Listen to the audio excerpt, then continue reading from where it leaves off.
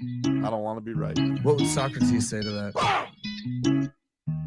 It tickles my fancy. Oh, okay. Okay. Goosies. I don't have hair. Oof. You got Marcos. That's not. No, that's not. Wait. Yeah, That's true. You do got me. Get over here, Marcus. Let me look at you. They don't want it. Tobin and Leroy, ready to deploy. Had to hit it with a little journalism, but that was a decoy. Better have my me, boy. Okay. Leroy and Tobin, hold to the show, man.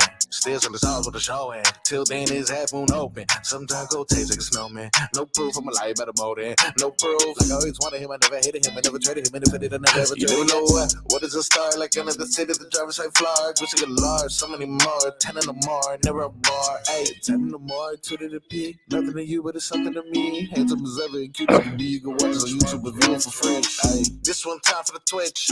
This one time for the text. This one time for the phone line. Whole time wondering what they gonna do next. You know, I just wish you guys would stop the quibbling.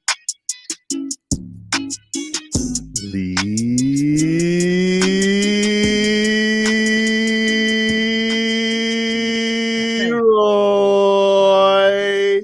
Hey. I have to show you. I have to show you my Twitter line. Holy smokes. Man. It is. That's what everybody looks forward to right after the win. Yes. They want the call. Yes. They want it. They want it. They want to just call out Leroy wherever he may be. It is like the siren after a Heat victory. Yeah. What did I tell you, Leroy? Gonna walk into that game one, snatch that home court advantage. I gotta tell you. It wasn't that I didn't think that they weren't gonna win at no point in time, because they always kept it around 10 or whatever. So all you needed was that surge, you know. But what is it, 46-25? Hello, Jennifer. 46-25 in the third? Oh, they smoked. That normally only happens to the Heat. I know. It was the cleanest colon quarter we have ever had in the history of third quarters. It was amazing.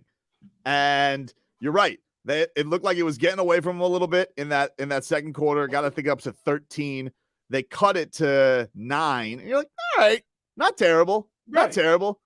And certainly when they were playing, there were a couple of things in that first quarter that were just very unheat-like. First of all, the paint, the parade in the paint, willy-nilly. I mean, it was a free-for-all for them getting inside. They said, you know, we're going big, and I was like, oh God, are we going to get a rebound? Yeah, Robert Williams was getting every rebound. He had like 4 of them in the first half. First quarter, he had 3 offensive rebounds. Yeah, he was putting back everything. Yeah, it was an uncomfortable thing, and they just, you know, Marcus Smart dicing them up. He found everybody with the lobs, with the bounces into the paint, the cuts, and you're just like, man, this is just so helter-skelter right now with what they got going on. You know, but it wasn't awful. Kyle Lowry had a really good second quarter. You know, he really got on the heater, kept the heat afloat there. And, you know, you go into halftime, and then all of a sudden, Jimmy Butler, like this guy and the run that he's on, just remains incredible. Do you hear the announcer? Jimmy freaking Butler. Oh, Kevin Harlan's the best. He's the best.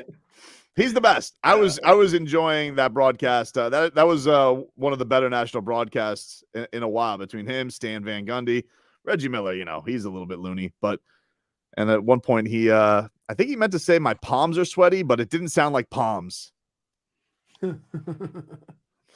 Got a little too personal with us there, Reggie. But yeah, it was amazing. And one of the things that I would say about the Heat that differs from a lot of teams in any sport, and you kind of see it with teams that know they're never out of it. For example, you never see panic out of Kansas City, right?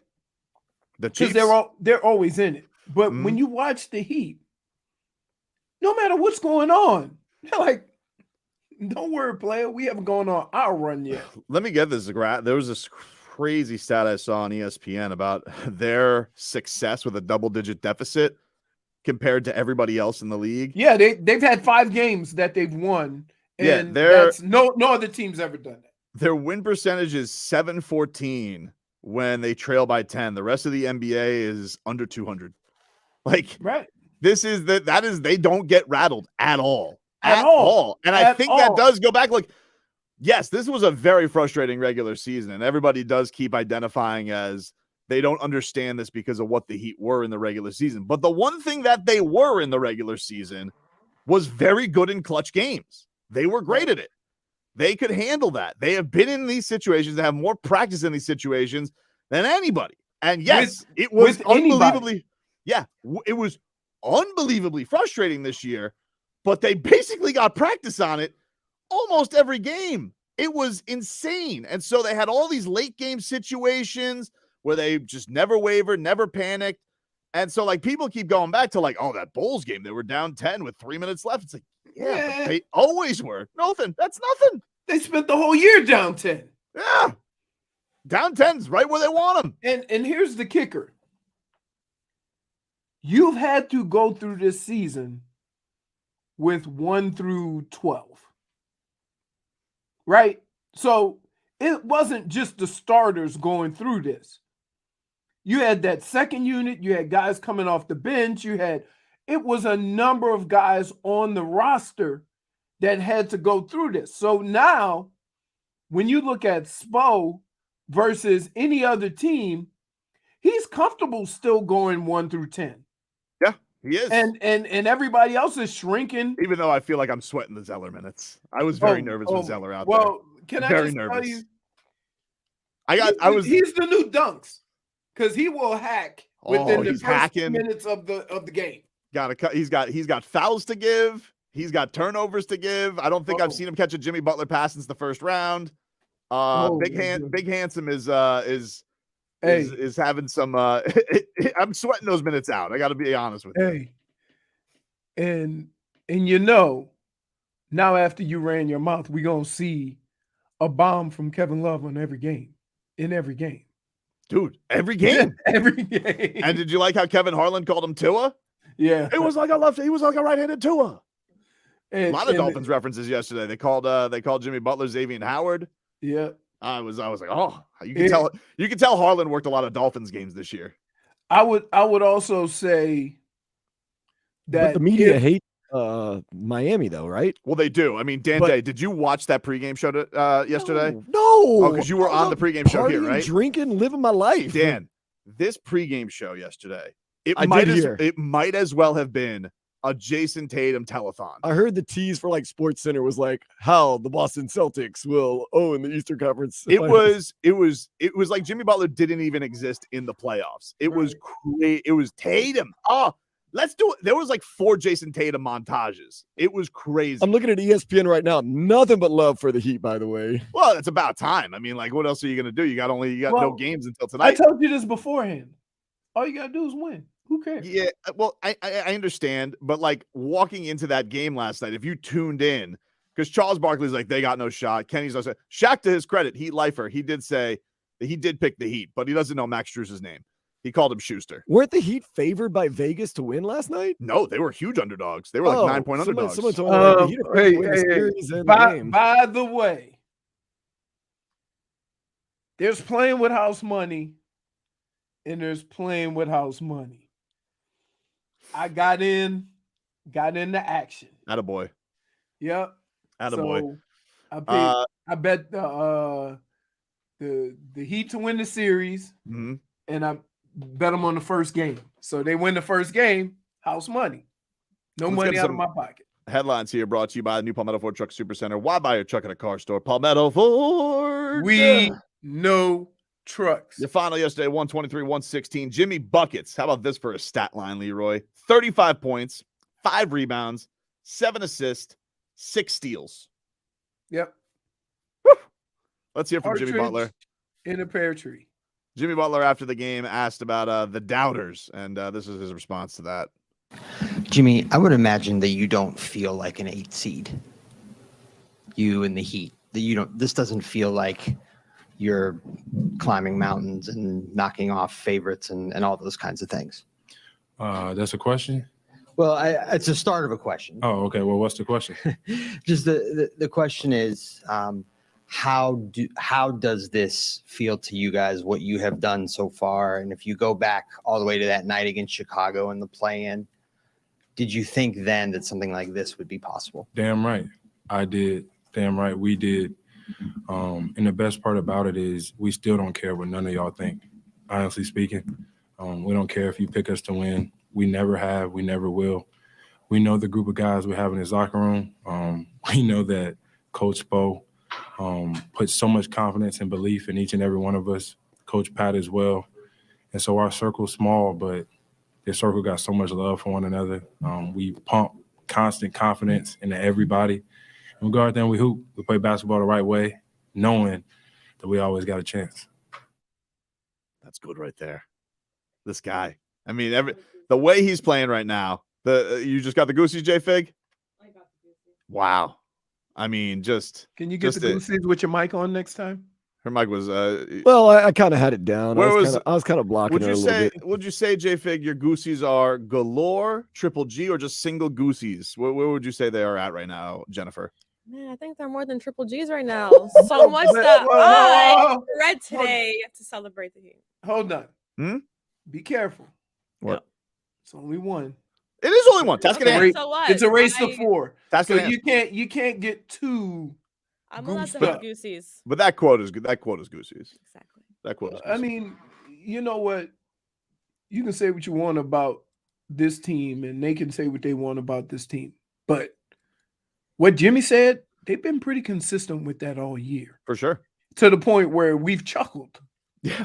Right? To We've chuckled at going the point where I 1-3 on the road trip, and the coach coming back and saying, you know what? I like what we accomplished out when there. Eric Spoelstra said at one point this season, we have the answers to the test, and I was like, well, I would like you guys to start acing some quizzes here. That would be nice. I'm glad you got the quote right. Like I thought he sounded like a loon, but what they've been doing in this playoffs, like every time we're going to have the same explanation, everybody's going to come back with the same thing. And I'll tell you another thing that's kind of annoying me. Everybody keeps saying this thing that Jimmy Butler is playing like a superstar, like he's not. Right. This dude is a superstar. Come on now. ESPN shows him a lot of love now. No, dude. But keep Everybody, in mind- but here's the thing. You caught it. Though. Everybody always. No, I'll tell you one something. time. I'll tell you something. Get the Dan, hell out of here. Dan, I'll tell you exactly what I mean. Get the hell I will not out get the of hell out of here. here. We got 4 hours. I'll tell you exactly what I mean. There was a thing that always drove me nuts in a narrative with Dwayne Wade, where when Dwayne Wade was like 28 years old, they started calling him vintage because he had so much success early on in his career. And I'd be like, vintage? Like, he's still one of the best players on the planet. He's a top 5 MVP guy. Why are you calling him vintage? And they're doing the same thing with Jimmy, where they're like he's doing cosplay, like playoff Jimmy. Oh, he's playing like a superstar. Dude, he's the best player in the playoffs. Two-way, gets you 35 and 6 steals. Who else is doing this in the NBA right now? Which everyone is giving him credit for. No, but they're doing it like it's a boop, surprise. Dan, No, 3 out of 4. Dan, I was reading an article Dan, in Boston yesterday Dan. where they were Who? talking like, we have to stop Jimmy Butler. Who? Jimmy Butler's going to Who? get his. Who? Gary Washburn? All the articles I was reading, ESPN, NBA Today was Show the talking about how receipts. Jimmy Butler was the best player in the playoffs. Today, Nobody's watching. Dan. Dude, Today. Dan. how many montages did he get on the pregame show yesterday on TNT? 0.0. Dan, 0.0. Dan, don't do it. Leroy, today's 0.0. not one of those days. You know, No. you're from New Orleans. Today, not one of them days. Yeah, but I'm just telling but you right can't- now, this guy. you can't see, because I understand what Dan is saying.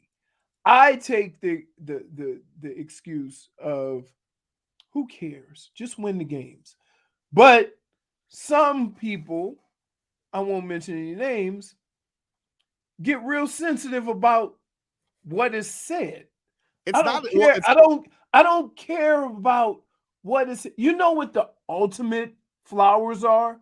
The Larry O'Brien Trophy. Yeah, it's called a championship. And All you right, good can't. story. and That you happened- can't- You will The not championship be can't be able won. to The deny championship him. can't be won right now. It can't be won right now. So when you Right. guys say these things and you say it doesn't matter, it sounds. Why it's frustrating is because then you just continue to get things like, who are these guys? Max Strus, or Shaq not knowing Max Strus's name, or not knowing who Gabe Vincent We is. know who they Not are. that you know, it's time for the nation to wake up. Wake up and give this team their credit. But my point is, they're not gonna have a choice. Actually, they did, because Jimmy Butler did what he did, and Jason Tatum had to give you 150-point game, and everybody was like, "Oh my God, Jason Tatum is the best." By the way, boy wonder yesterday, Jason Tatum. The Heat win throwing the up all over himself. championship. All that nonsense is silenced. Okay, again, which is fine. You have the same take every single time, and the What do you championship want me to literally say? I'm not because gonna you can't be one till change it. June. I don't understand what your point of this is. But my point is that if you go out and win, you'll get your flowers. I don't know what you want. All Jimmy can do is go out there and be Jimmy Butler. Whether people appreciate what he's doing or not, he should not care. We're the ones that know the truth. We put it out there what Jimmy's doing. I don't care if anybody else knows. We have a better. That's you. feel That's you. of You the don't care. I situation. do. That's you. You don't care. I do. But you're whether you care or not, it doesn't matter. It does to me. Why? Does it affect winning or losing? I don't know. It doesn't. It's No, about then the you experience. don't know. No, but it's about Whether the you get experience. sensitive It's over about what the somebody experience says of these about your guys. player Every single has time they act nothing like to he do with walks. winning No, or losing. Leroy. They act like this guy every single year. He does this in the playoffs, and they're acting like this is some kind of surprise, like he morphs into something. We know better. Okay, great. You've made that point. I get it. It's not our fault they're stupid. But don't you or hold on? ignorant. Okay, let me ask you from this standpoint, because I get you don't care. You've made that point. You've made it 100 times. You get that point. You keep making the same other point, though. No, don't you find it a little surprising that after doing this through now 3 rounds of the playoffs, 3 out of 4 years, that you hear the same lack of knowledge year after year after year, where you will not hear that with Boston? Tobin, if you answer I don't care, I'm going to break. No. You can't coach stupid. Okay? Ignorance is not our concern. It's not our fault or our concern that these people refuse to accept what they are seeing. So I'm not going to get worried about stupid. I'm not going to get worried about ignorance. I'm going to sit back. I'm going to sip on my favorite drink. I'm going to get in the jacuzzi, and I'm going to enjoy me some Jimmy Butler. That's what I'm going to do. The fact that, you hear what he said about Jimmy? He won't give Jimmy his flowers. Okay, but I hate to we know what Jimmy is doing. Okay, but you did it 2 rounds ago. 2 rounds ago, you didn't think that he was enough. No, and guess what? Do you see how Bam played yesterday? Yeah, he played amazing. He's been playing amazing. It's No, another. Look, it's another thing. That's another thing that's embarrassing. There's never been one star to win a championship by themselves. And so me saying Jimmy can't do it alone is an accurate statement. Why does everybody get so worked up over that? We're just making he can't do it by himself. Okay, but in the Bucks series, come on, dude. Oh, all right. Okay, dude. Like, who won it by themselves? Who won it by themselves? Because as just a one-star team. What I'm trying to get to you is this: what did I say that was so unreasonable that Jimmy can't do it by himself? You said that there was no shot that he could do it. Who won it by themselves? You said that there was no shot that he could do it. Did you not? Not think that by was the biggest himself. reason? Well, obviously, dude. There's 5 guys on the team. Was he not the biggest reason that it happened? Being the biggest reason and doing it by yourself are 2 different things.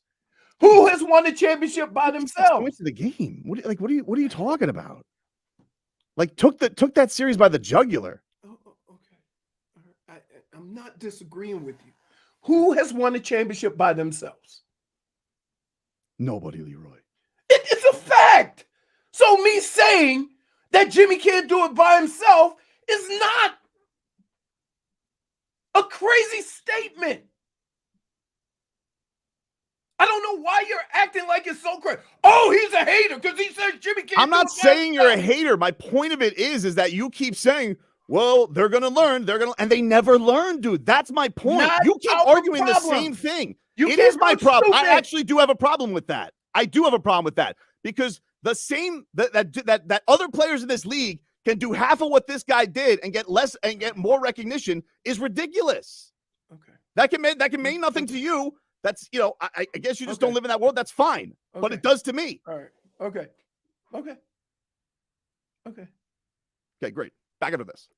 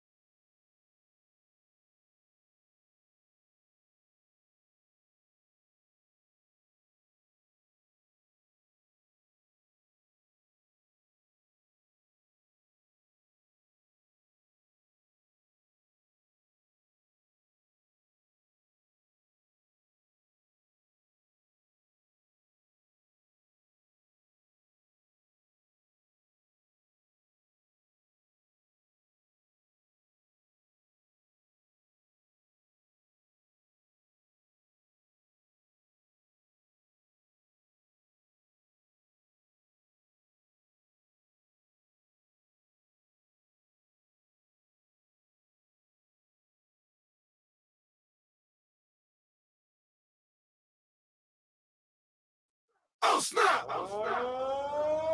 Oh, snap! I ain't ready for this. Oh, snap! Ah, the greatest Dolphins owner of them all. Welcome back, everybody. Tobin and Leroy here with you on 560 WQM. Hey, Leroy. Yes, sir. It's a golf day, dude. PGA. All right. We got a golf update from the Edwin Watts Golf Shop. Some of the 90-day 100% satisfaction guarantee. Serving golfers around the country since 1968. JP, can you make his screen a little bit bigger there? I gotta. First of all, Vlad asked me to get my picks. Here are my picks. I like the way you write T's.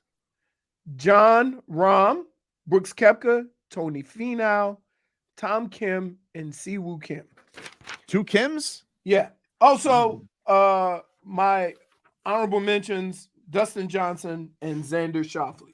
Oh, Dustin Johnson got the injury from the sex. Oh, he's out?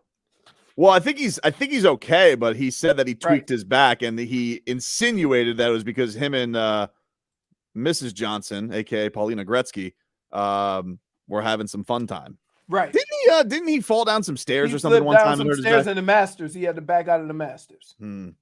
So it's early. This Dustin Johnson just got to get a little less horny around golf time. I'm just gonna be like, come on, Kazuki. Gotta be like a boxer. You ready? Kazuki Higa is leading the way at 4 under through 6. Okay. He teed off on the back 9. That's what the little star means, in case people are wondering. Ryan Fox is at 2 under. Scott Stallings is at 2 under. Tristan Lawrence is at 1 under. Cage Lee, 1 under. Adam Svensson, Davis Riley, Justin Thomas is at 1 under. And that's about it. After doing my extensive study on the tournament, though, they have said that because of the weather, whoever tees off late and early tomorrow will get the better draw. And so most of the guys that I have picked tee off at like 3 o'clock or 12. But you always got to include John Rahm. Where is this puppy at? Where's the course? Is it Oak Hill in New York? All right. Not to be confused with Oakland Hills, which is in Michigan. Is that a golf course too? Yeah. Is it nice? Yeah, they also play major championships there. In fact, it was last year. You remember seeing the pictures of the clubhouse burning down? It was not. That. Okay. I do not, but I you remember. Know what happened 43 years ago today? No. Mount St. Helens erupted. Wow. Yep. Well, look, you got to be careful in these majors because the last time we were at a major, a damn tree fell down. So you got to tread lightly. That wasn't a major. That was the Players Championship. I thought that wasn't at Augusta. Oh no, you're right. It was at Augusta. I thought it was at Augusta, which I found surprising because I thought they had the best trees. The best trees, the best grass, everything. That they'd probably put an investigation. Who messed with our trees? Can I ask you a question? Yeah. Would you rather Jimmy get all the praise and the Heat lose? No, I'd obviously rather them. I'd rather them win. I mean, that's a silly question. I know, but that's. But you know what? You know what would be nice, Leroy? Yeah. What? The normal thing, which is both. Like when Jason Tatum wins a Game 7, they treat it like, oh, this is the greatest thing in basketball. Mm-hmm. You know, like if I feel like even Jokic was getting his flowers, even though he doesn't get enough flowers. Right. You know, he definitely doesn't get enough flowers. But I just feel like, you know, the thing that really pissed me off yesterday, honestly, more than anything, was them not knowing Strus's name. I'm like, this dude's been in 2 playoff runs now. Like, I think it's time to respect these guys. Like Max Strus, Gabe Vincent, Caleb Martin all had 15 points yesterday. Right. Like, and the entire narrative going into this series, which was look, it's just bad analysis, was that team is a lot deeper than the Heat, which, look, I'll hear your argument that they have the top 2 guys. Okay, I understand that. 2 all-NBA guys. But they don't play a lot of guys. So this idea that they're this unbelievable deep team that goes 12 deep, that's just not true. That's just not true. If the Heat play 10 deep and the Celtics go 7 or 8, who's deeper? Right. Right. So but again, here's the point that I'm making. We are more familiar with the situation. It is our job to get the real story out there versus complaining about people who don't know the story. Well, We've been following this all year. But I So guess the we way know about Gabe and about Struz and about Caleb and about Kevin Love and we know about their impact. They don't. I know, but I think that's kind of my point, though. The idea that their ignorance is still there, that's what's driving me nuts. But I don't want to dwell on this. I want to party today. I get it. Party today, dude. I tell you one thing that I did. I went into this series, and the Joe Mazzulla thing, I know Boston fans don't like him. I thought it was going to be a little bit overrated because I'm like, how bad can he be? You know? But I'll tell you one thing. Dude's throwing clipboards in a game one, and he had this answer after the game. Oh, boy. I was like, oh, man, this kid, because he is a kid. He's 34. I mean, that's younger than me. I mean, that's weird. And he's trying to corral these guys. Wow. Could you imagine you coaching the Celtics? That'd be great. Oh, not the Celtics. No, you wouldn't. You would. He's a year older than Jimmy Butler, and he's trying to get this team to the finish line. And you remember this was a thing last year where the Heat would win games, but they'd only win a quarter. And all these Celtics fans are like, yeah, but you only win in a quarter. And I was like, all right, O'Keefe, like that's a hell of analysis for you. But I didn't expect the head coach to say the same thing after the game. You know, we won 3 out of the 4 quarters. We got away from who we are in the third quarter, whether it's home or away. It's the details, it's the margins, it's the little things. We've shown we can do it both home and away. And I don't think that matters as much as what our mindset is during certain stretches. I mean, can I just say this? Well, there's a special on the Heat on ESPN. Nobody cares about the Heat. They all just discredit Is it them. a special, Dan, or are they just showing highlights? It said Heat Wave and Jimmy Butler was front and center, and it's nothing but Heat highlights right now. Well, I mean, there were all nothing but Heat highlights. Hey, like, what else are you I'm gonna show? saying everybody hates the Heat. Hey, somebody need to introduce the Celtics coach the third quarter. We are all too familiar.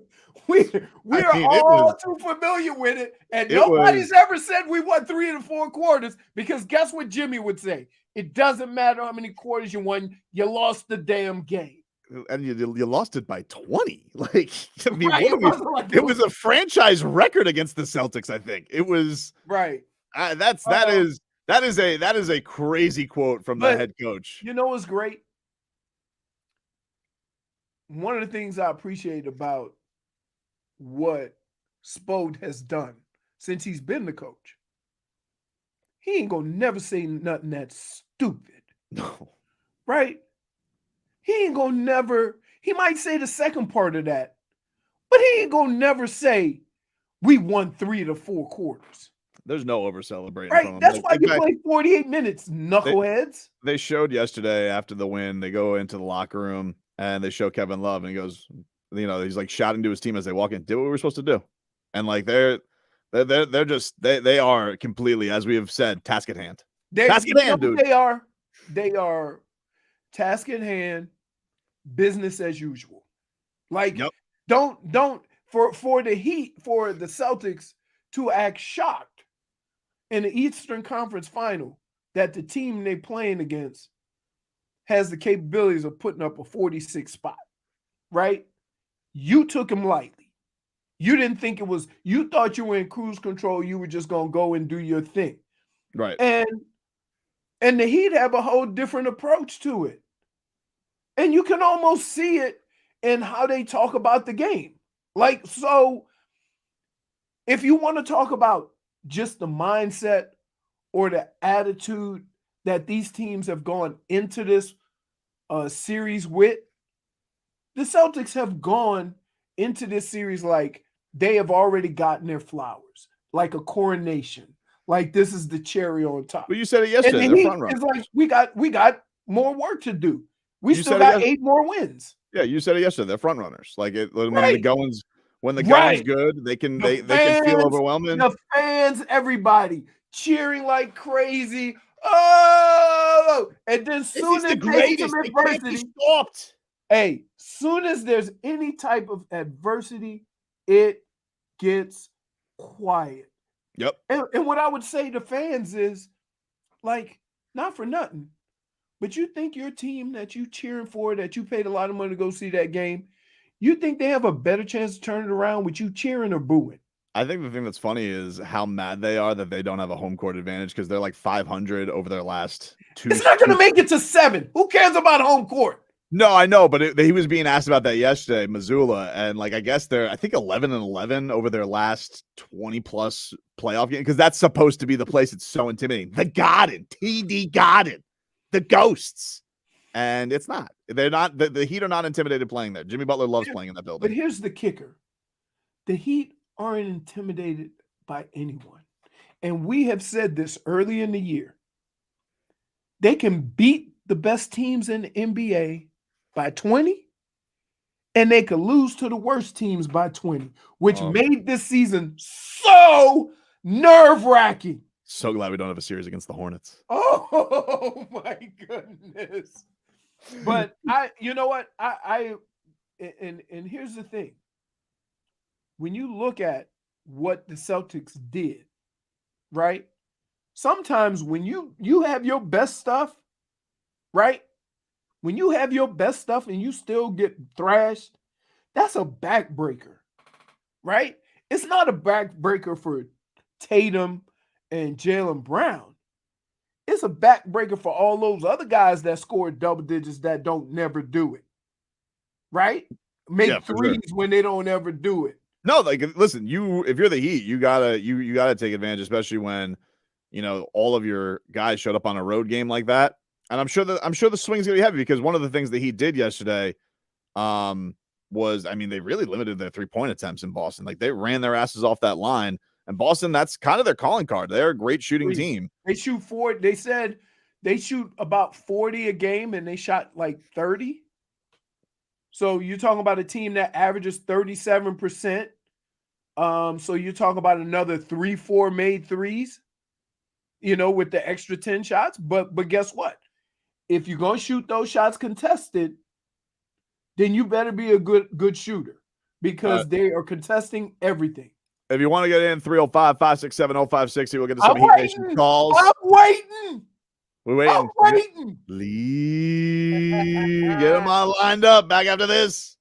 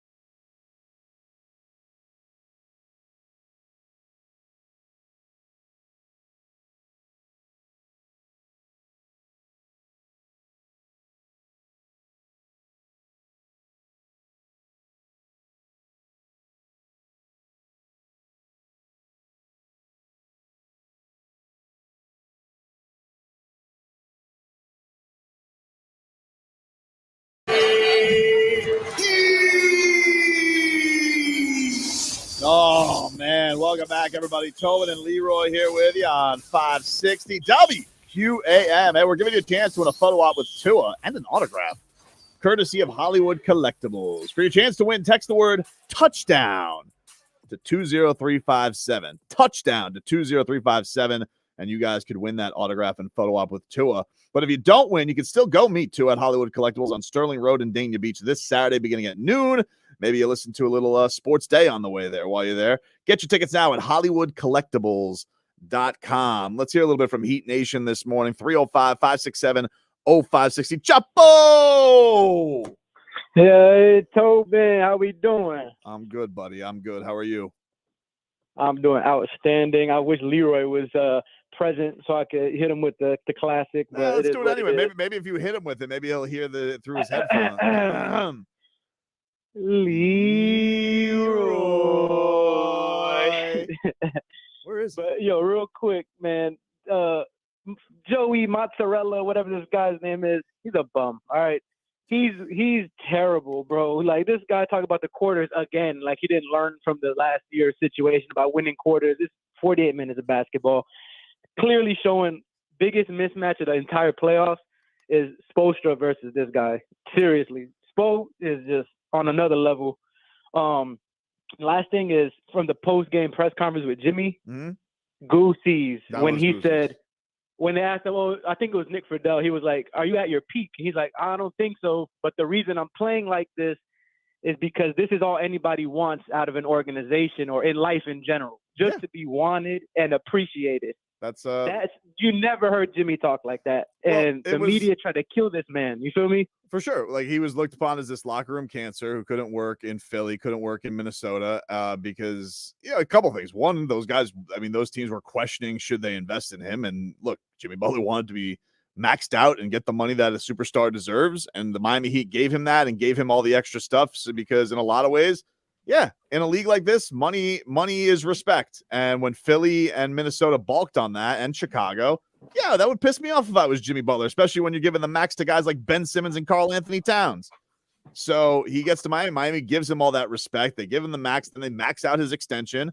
And they give him, they treat him like a star. Can it be a pain in the ass at times? Sure. Is it worth it when it comes to winning time? Hell yes. Chapo, now's your chance. No, he left. He's gone now. Oh. Let me see if Patrick will. Patrick, what's going on, man? Leroy's back. Goosies. That's right. I'm going to give a shout out to not Jimmy, not playoff Jimmy, but Jimmy Pockets, because he was running those Celtics pockets. Give me your game one. And I'm going to tell you this. I'm tired of watching montages. It doesn't matter if we win.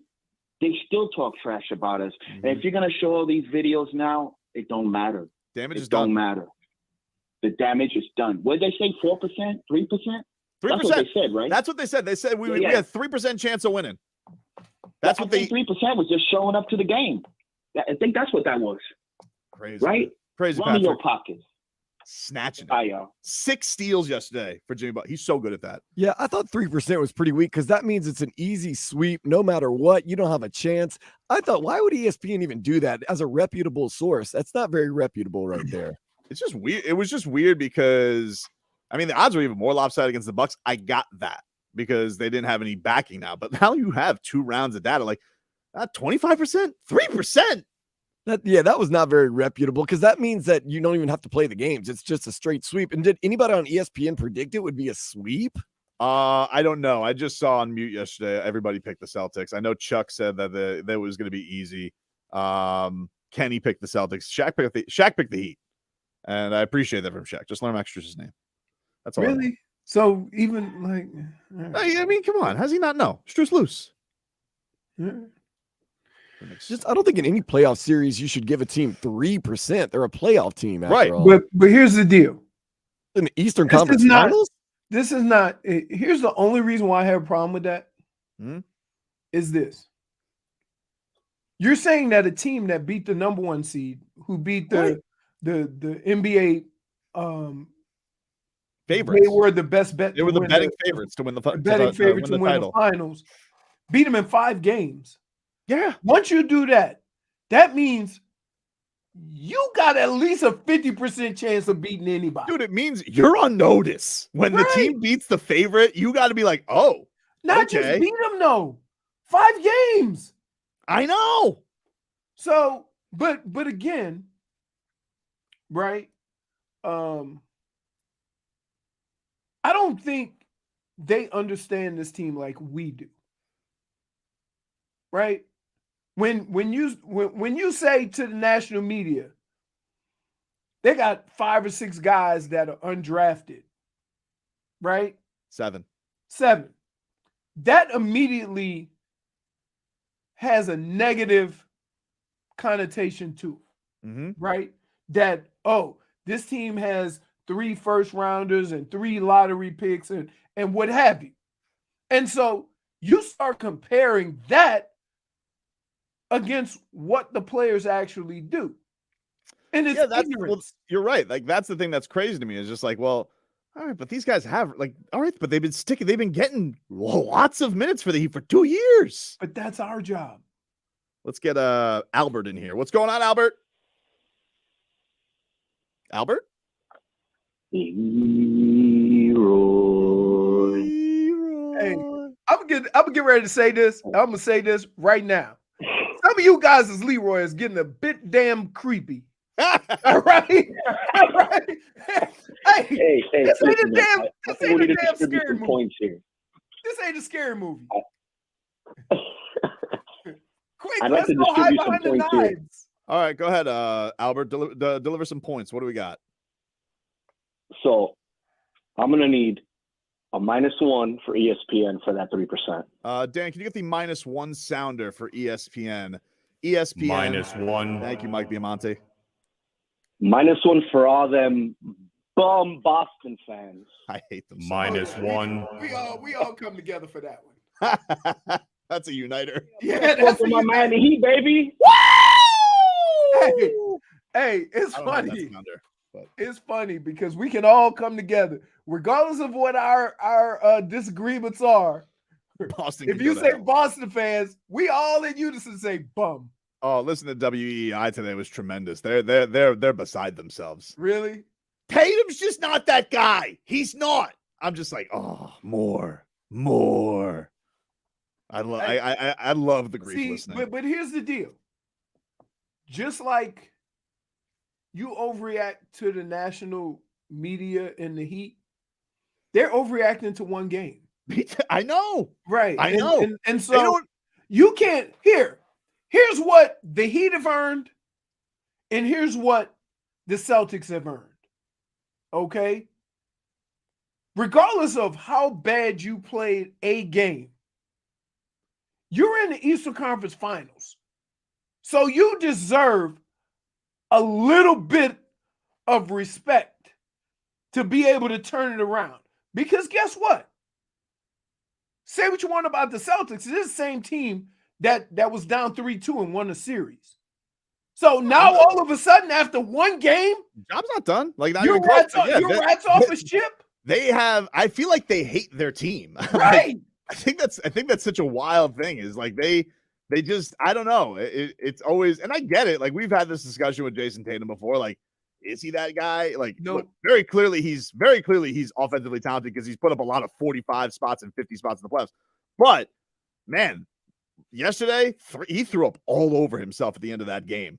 What 3 turnovers. He tried to put it under his arm and run with it. I don't know what he was because doing. somebody flashed in front of him. I don't know. He got scared and ran with the ball. And then after they called travel, he tried to run with it again. It was like, hey, buddy, if you would have dribbled it like that when you were down there, you wouldn't have got called for traveling. I see you guys on hold. I'll get to the other callers. We'll take a quick break. Streaming live on YouTube and Twitch, Miami 560 WQAM. Back up to this.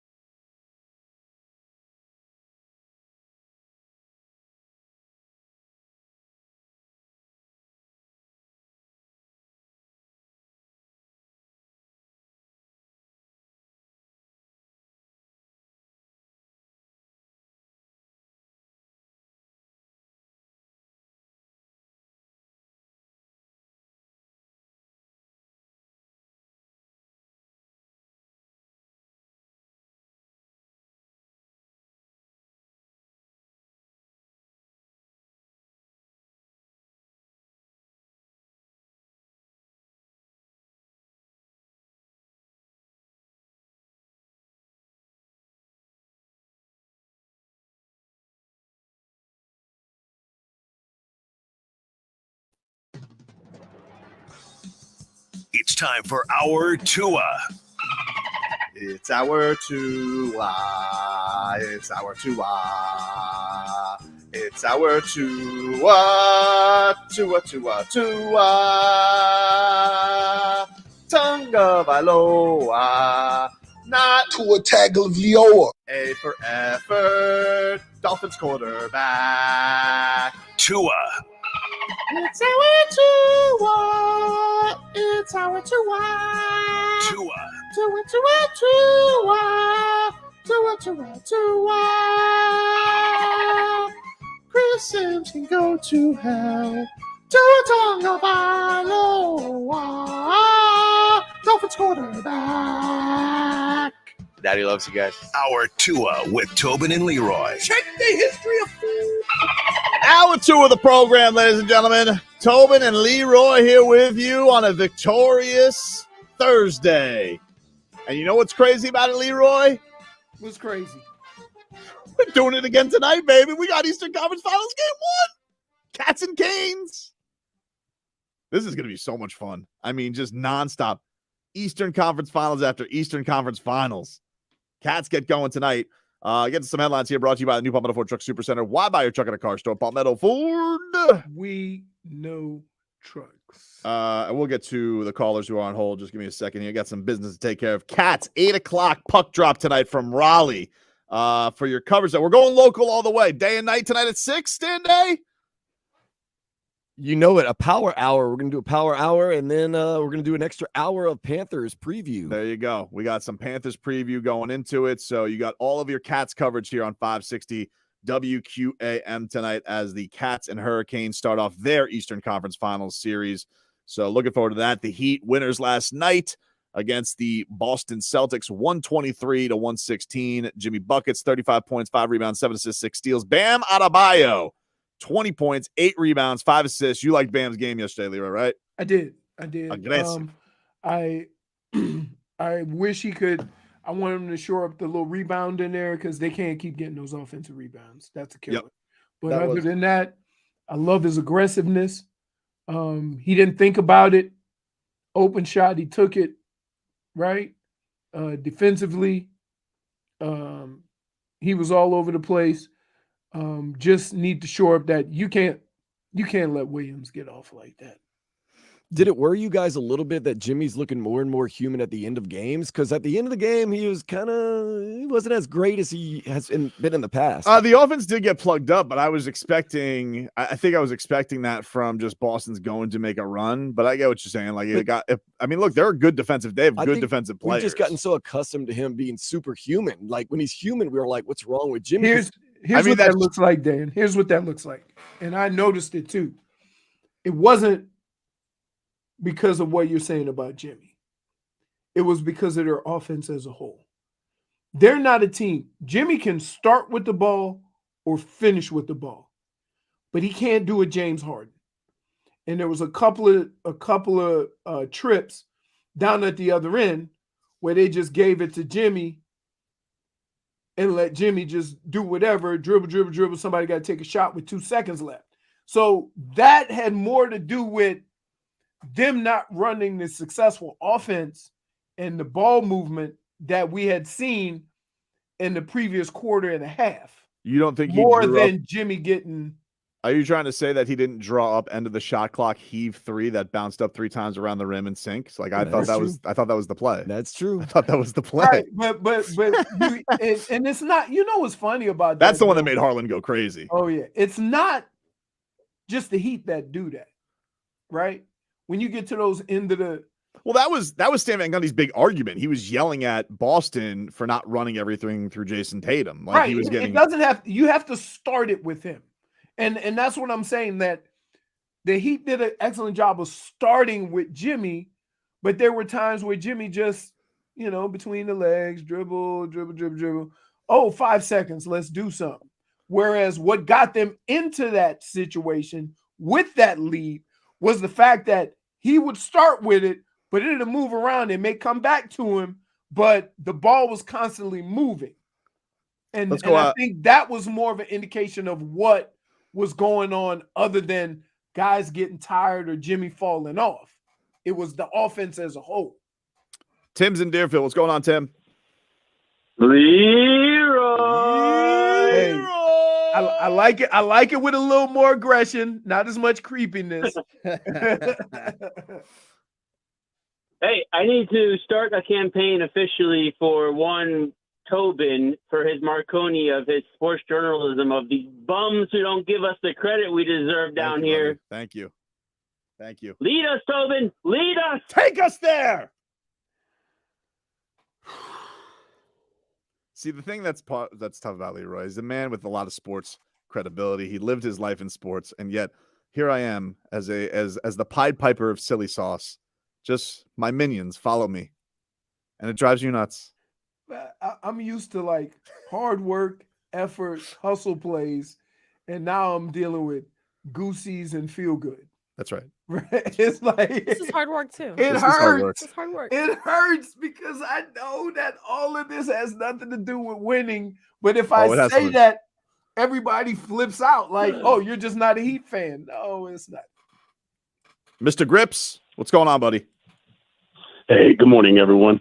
Twitch gang in the building. What's up, buddy? I just wanted to say, simple math equation. 3 game 1 W's equals Goosies upon Goosies upon Goosies.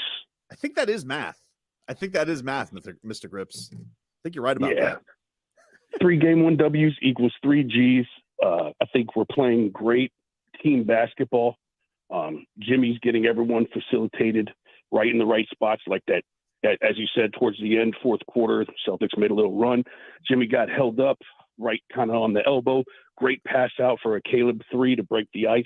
I mean, we're just locked in right now. And those bums at ESPN need to give us our credit. We'll give a +1 to Shaq for being the only one to believe in us, but big -1 to Charles Barkley and Kenny the Jet Smith and everyone giving us 3% chance after we took out the number one seed.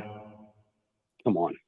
Thanks, Mr. Grips. Appreciate it, buddy. Great equation. I think that's why we learned math in school. I think that is. Like, I actually, so. When I sit down and do my son's homework with him, I'm like, nope, you got that wrong.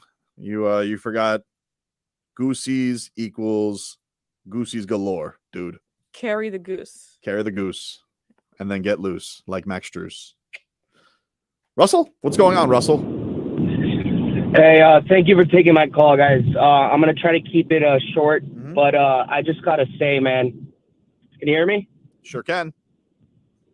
I just got to say, man, Jimmy Butler is really breathing down Wade's back and just being my favorite Heat player of all time. Wow. It's a really bold statement to say. That's very bold. Really bold statement to say, but I mean, Jesus, the way he handles the media and everything and the leader that he is.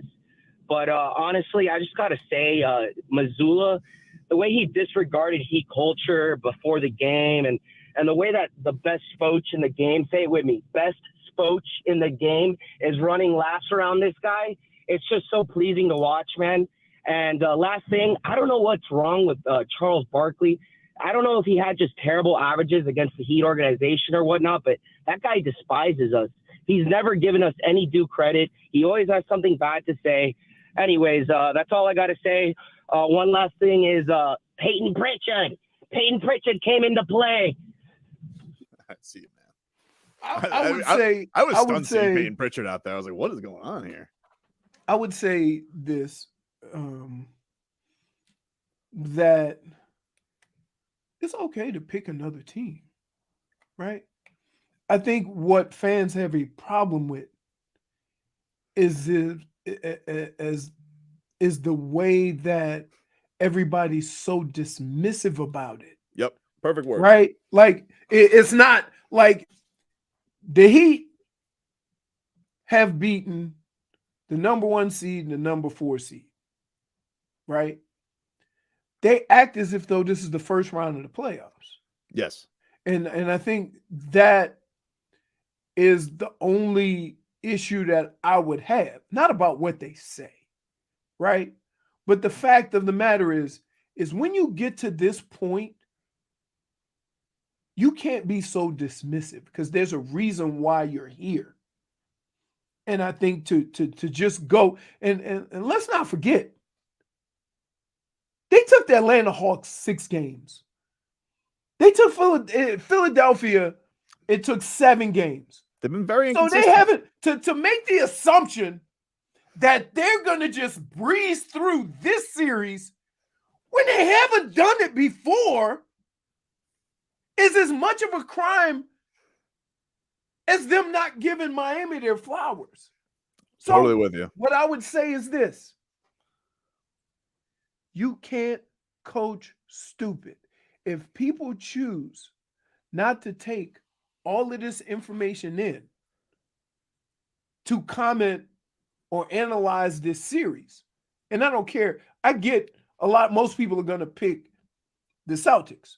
But if you don't just acknowledge what has happened these first 2 series, as far as how easily the Heat have gone through them and how pain-suffering, agonizing, hard-working it took the Celtics to get through the first 2 rounds, then you aren't given the whole story.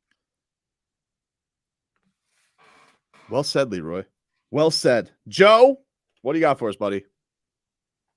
All right, so 2 things. So Caleb Martin, man, I'm falling more in love with this man every time I see him.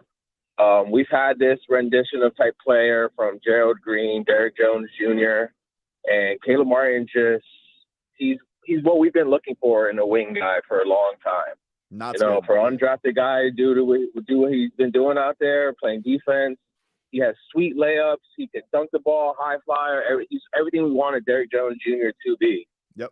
And Jimmy Butler, have you ever seen a guy play better in his 30s than he did in his 20s?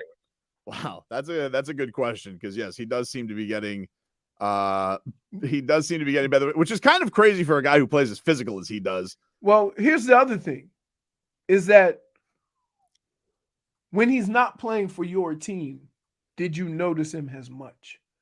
So I won't say that he's got a whole lot better. I think he's gotten more skillful. Yeah, I mean, but I think he became an all-star first time at 25 with the Bulls.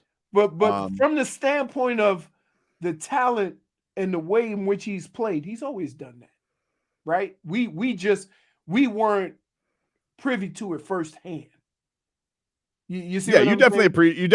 you definitely appreciate those things. I do think that a lot of these mid-range spots that he has gotten so good at, he's perfected a lot of that stuff. I mean, you can see the work that he's putting into things for sure. But man, he's so impressive in the winning plays that he makes. How much? I mean, the numbers he had against Jason Tatum yesterday defensively, Jason Tatum couldn't score against him yesterday. Right. It's just like it's just so impressive. I think if you want to know the most important reason, or the real reason why Jimmy should be getting, and he's getting all of his flowers now, but even more of it, because here's the deal. He needs flowers and an edible arrangement. Here's the deal. When you talk about the great players, and if you talk and you hear Shaq and you hear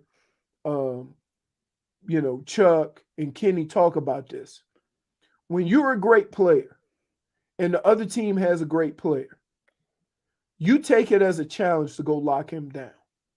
Right. You say, I got this. Mm-hmm. And Jimmy did that. But Jason Tatum didn't. They tried to hide Jason Tatum on the defensive side so he could go offensively. Right. And if you want to know what the difference is in stars, I'm talking about superstars. You got a superstar in Jimmy Butler that if a guy is getting too comfortable, he goes and handles that. Absolutely. And on the other side, they all trying to stay as far away. Can we double Jimmy? Can we double? I can't listen, a double team at him. So that's where you know. Is that the Celtics huddle? Right. Is that the voice they use? Can we get Pritchard and somebody else on them? Can we Why put was our Pritchard intangibles on on them? Take a break. They don't want to use their stars. We'll God take a break. forbid a star should guard a star. Back after this.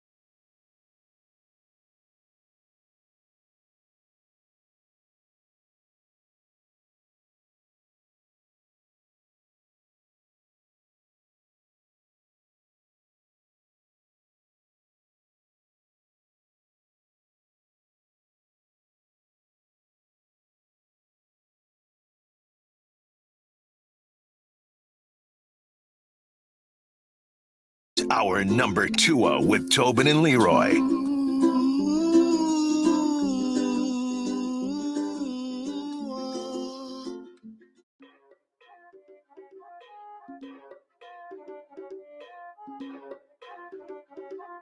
All right. Welcome back, you rascals.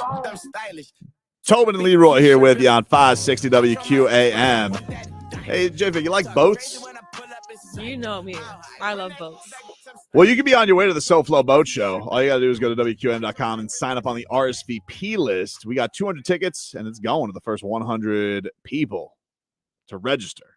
A pair of tickets for people, you know. You don't want to send people on the boat show alone. So Of course. if you guys want to go to the SoFlo Boat Show at the iconic Miami Marine Stadium, it is this weekend. Check it on out. Let's get to James. James has been patient holding on. What's going on, James?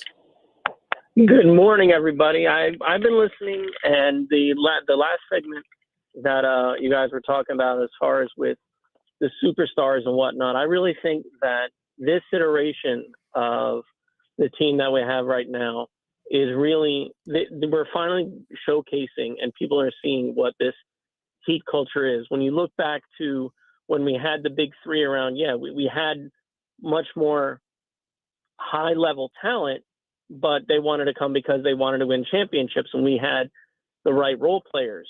Now we are having this iteration, which is really being showcased by the tremendous coaching staff and scouts that we have in place. And I think that moving forward, these free agents and the people that are, I want to be traded, I want to leave this organization, I want to win championships.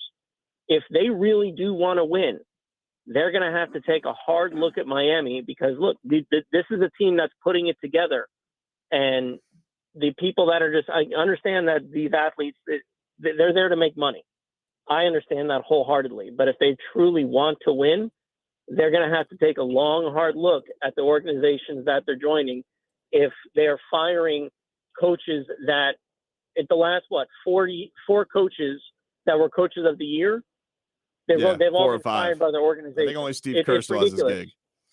Exactly. Thanks for taking my call. You got it, buddy. Leroy, before we get to break, because we're going to have Michael McCullough on from the Miami Heat. He's going to tell us what they got coming up for the Eastern Conference Finals. He is the Miami Heat's executive vice president. You Chief got anything to pitch Officer. to him? I don't have anything to pitch. I'm too goosed up, Okay, dude. good. I got overflowing Goosies right now. Good. So I have no pitch for Michael McCullough coming up. But can we get one more golf update from the Ed Watts Golf Shop? Some of the 90-day 100% satisfaction guarantees, serving golfers around the country since 1968. All right. We're farther along in the day. Kazuki Higa is 3 under. He was at 4 under early.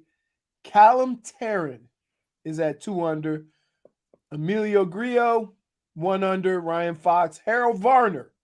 He's you'll know him. He is the latest defector to Live. Yeah.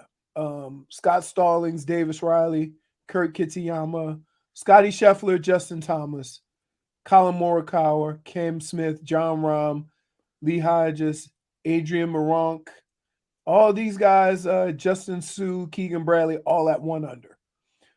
That's it. It's going to be a struggle. It's a difficult golf course. So if the winning score is in double digits, it'll be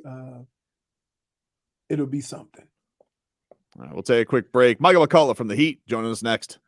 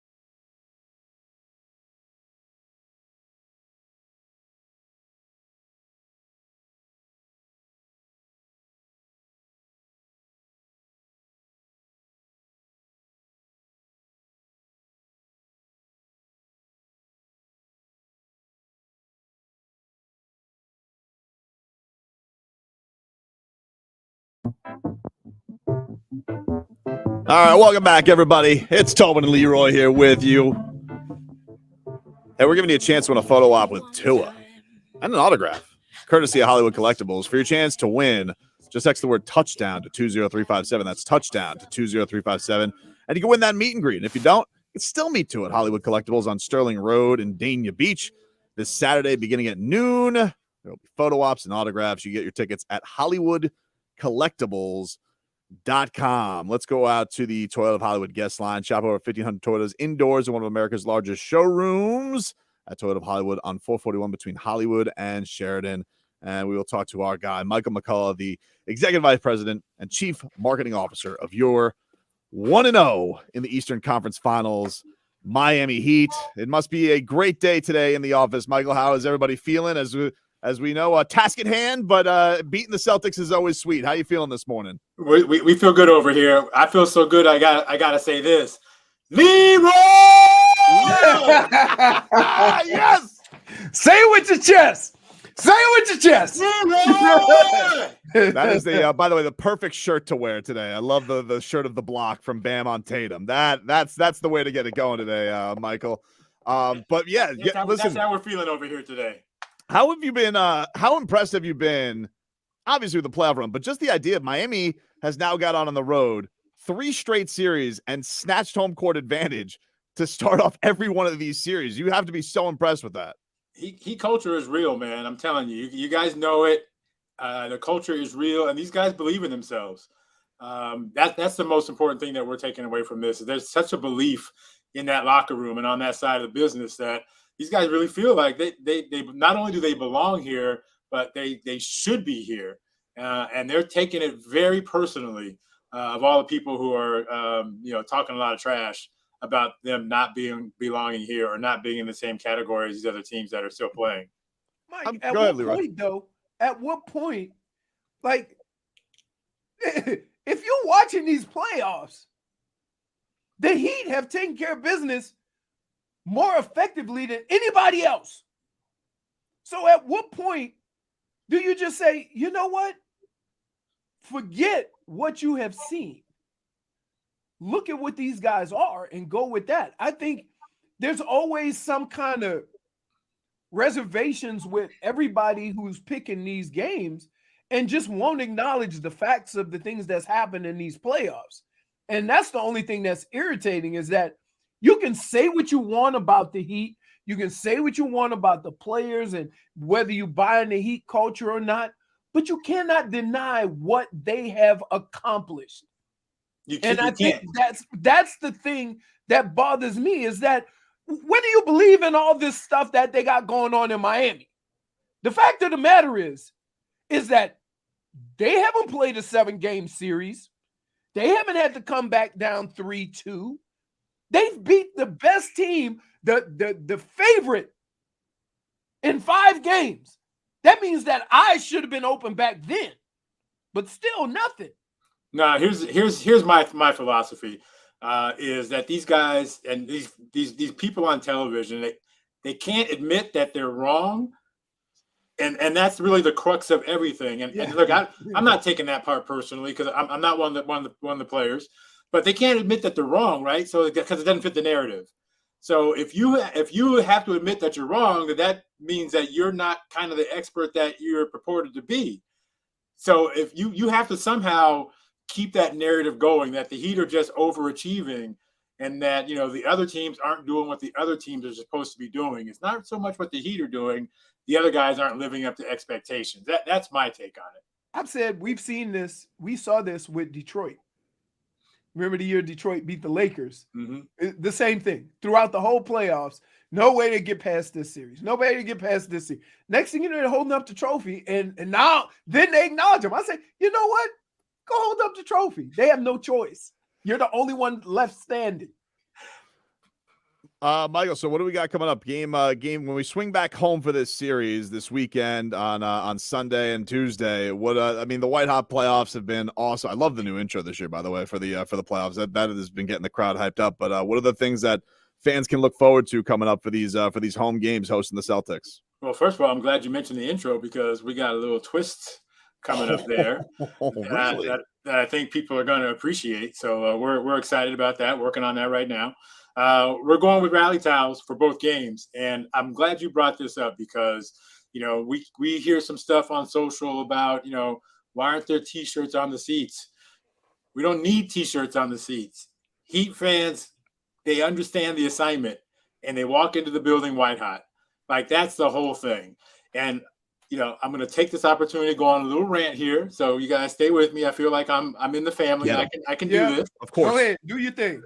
So if this is your favorite team, if the Heat are your squad and you're down with the Heat, and just like Leroy said, like we're exceeding expectations and everything else, we're really only asking our fans to do one thing right now, and that is two things.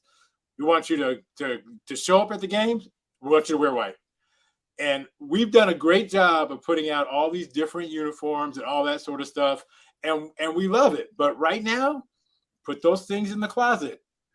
Put the black Vice jersey in the closet. Put the black mixtape jersey in the drawer. You are to do one thing right now. That is to wear white. Any other thing, you're not getting the assignment. So we appreciate your support. We appreciate that you like that stuff. It's not that time right now. It's one message, one band, one sound. White, hot, easy assignment. This should be an A for everybody. Hey, don't use that as an analogy. We might be the only people that know where that's from. Task at hand, dude. Task at hand for Heat Nation right now. Wear white. Yeah, wear white. Come on. So what you're and be saying on is time. that I'm wearing the Let's wrong get color. this started early. Let's get it started. Soon as tip off, we don't want you. Look, the game starts an hour later than normal. Normally they start at 7:30. You got an extra hour. Go get your juice and your drinking drinks and all that between 7:30 when you show up late anyway. Right? Because at 8:30, we need you in your seats and in your white gear. And listen, nobody does it like Miami. You say I need to wear white, they out there getting fitted up. They ain't gonna just wear a white t-shirt. It's going. So go ahead on. You got a couple of days, right? And let's get it going. Yes, in the chat, Guayaberas count as white hot. Even the creamy color ones. I'll let that one go. I'll let it go. I wanted to get your thoughts on this. I have heard from former executives who have gone on other shows and said that other teams in local markets don't root for each other. I have really liked seeing Gabe Vincent wearing the Panthers jersey afterwards. All of the Panthers showing up on the plane yesterday wearing the Heat shirts. How much are you enjoying this as two franchises now in lockstep? This is an incredible thing. We have Eastern Conference Finals every night for the foreseeable future. So just how much are you enjoying this? And just as far as just the success for South Florida right now? No, we love this, and most people think like these sports teams kind of like don't like each other. Nothing could be further than the truth. Like we're not each other's competition, right? So when these teams are doing well, we think a rising tide is good for everybody. So and the sports community down here is really tight. Like there are people who work for the Panthers who used to work for us, people that work for us who used to work for the Dolphins. Like we all know each other, right? So when something starts going like this, the phone starts ringing, texts start happening, and the next thing you know, you got the Panthers getting on the plane wearing Heat gear, and you got Gabe Vincent, walking out of the arena with the Panthers jersey on. You got the guys from the Dolphins sitting there, and Mike McDaniel, having a great time with Coach Spo. Like we're all about each other's success. So the fact that, like you said, Eastern Conference Finals every single night here, like we're all about that. So you're going to see more and more of that as this continues. We just think it's good for all of us. It's good for the fans. And the more of that, the better. Mike, have you ever had a run like this? Just in South Florida sports. You had two of your universities in the Final Four. You had the women's team go to Elite Eight. You got the Panthers 8 seed in the Eastern Conference Finals. And you got the Heat in the Eastern Conference Finals. I mean, these last 7 months, not to mention the Dolphins went to the playoffs. This stretch in the last 7 months, we have been blessed with some excellent sports. And it's pissing off the whole country, right? Yes. They hate it. They hate that Miami's doing so well, and it makes us feel great. Like they can't deal with it. I have to know your reaction to this, okay? Michael McCullough, your reaction. I know you heard it, okay? When you heard Jalen Rose / Mike Greenberg get on ESPN and say one of the reasons that the Knicks were losing to the Heat was because of the temperature down here. Come on, man. I mean, come on. I mean, that's what I'm talking about when I say that they can't admit that their prediction is wrong. It's freezing cold in here. I mean, come on, man. That arena is cold, man. They just don't want to acknowledge that we could actually be a good team that knows how to execute and can win games under pressure. We've been doing it all year, right? All year. More clutch wins than anybody else. This is what we're about this year. But I think the Knicks just couldn't handle the temperature, and there'll be something, some reason for last night. There'll be some reason for tomorrow. Sunday will come, and I don't know. It'll be Sunday in Miami. It's too pretty outside, and guys can't focus. I mean, whatever it is, there's going to be a reason and an excuse for everything. Look, we still got to get 3 wins to move on. But I feel like if that does happen, maybe court culture shirts that say 3%, the 3% chance. Yes, maybe that should be. We got bumped up to 4% yesterday. Oh wow, very nice of them. Hey, shout out to 4%, man. You make sure we get our heat culture shirts that say 3%. Right? That's gotta be the first shirt worn in the finals. If the Heat get there, 3%. We're down. Anything else the fans you want them to know, Michael, before we got wear white. All right, Sunday, game 3. Get there on time.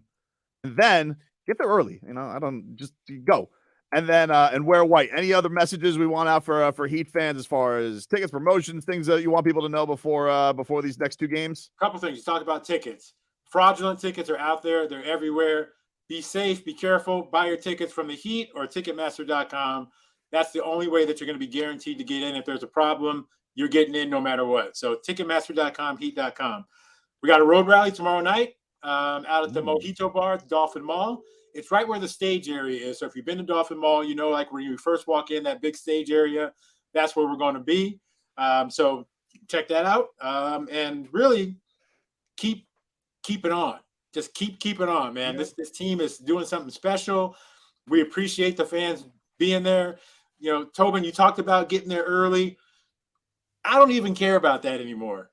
I'm over that because when our fans are there, they give it to us. So I don't even harp on the please be there early. That's not my thing anymore. When I first got here from Sacramento 28 years ago, it blew my mind. Like I couldn't fathom why people wouldn't get here. Now I know. It's tough getting down here. I don't care. Oh my God. And there's so many more people here now. You get here, show up, wear your white, and give it to us. That's all I care about. Do you feel like Jimmy Butler we've seen a lot of stars down here, obviously a lot of great players, but there's something about Jimmy's play to the crowd that is, I don't know. It's got a wrestling quality to it. Obviously we really noticed that 56-point game.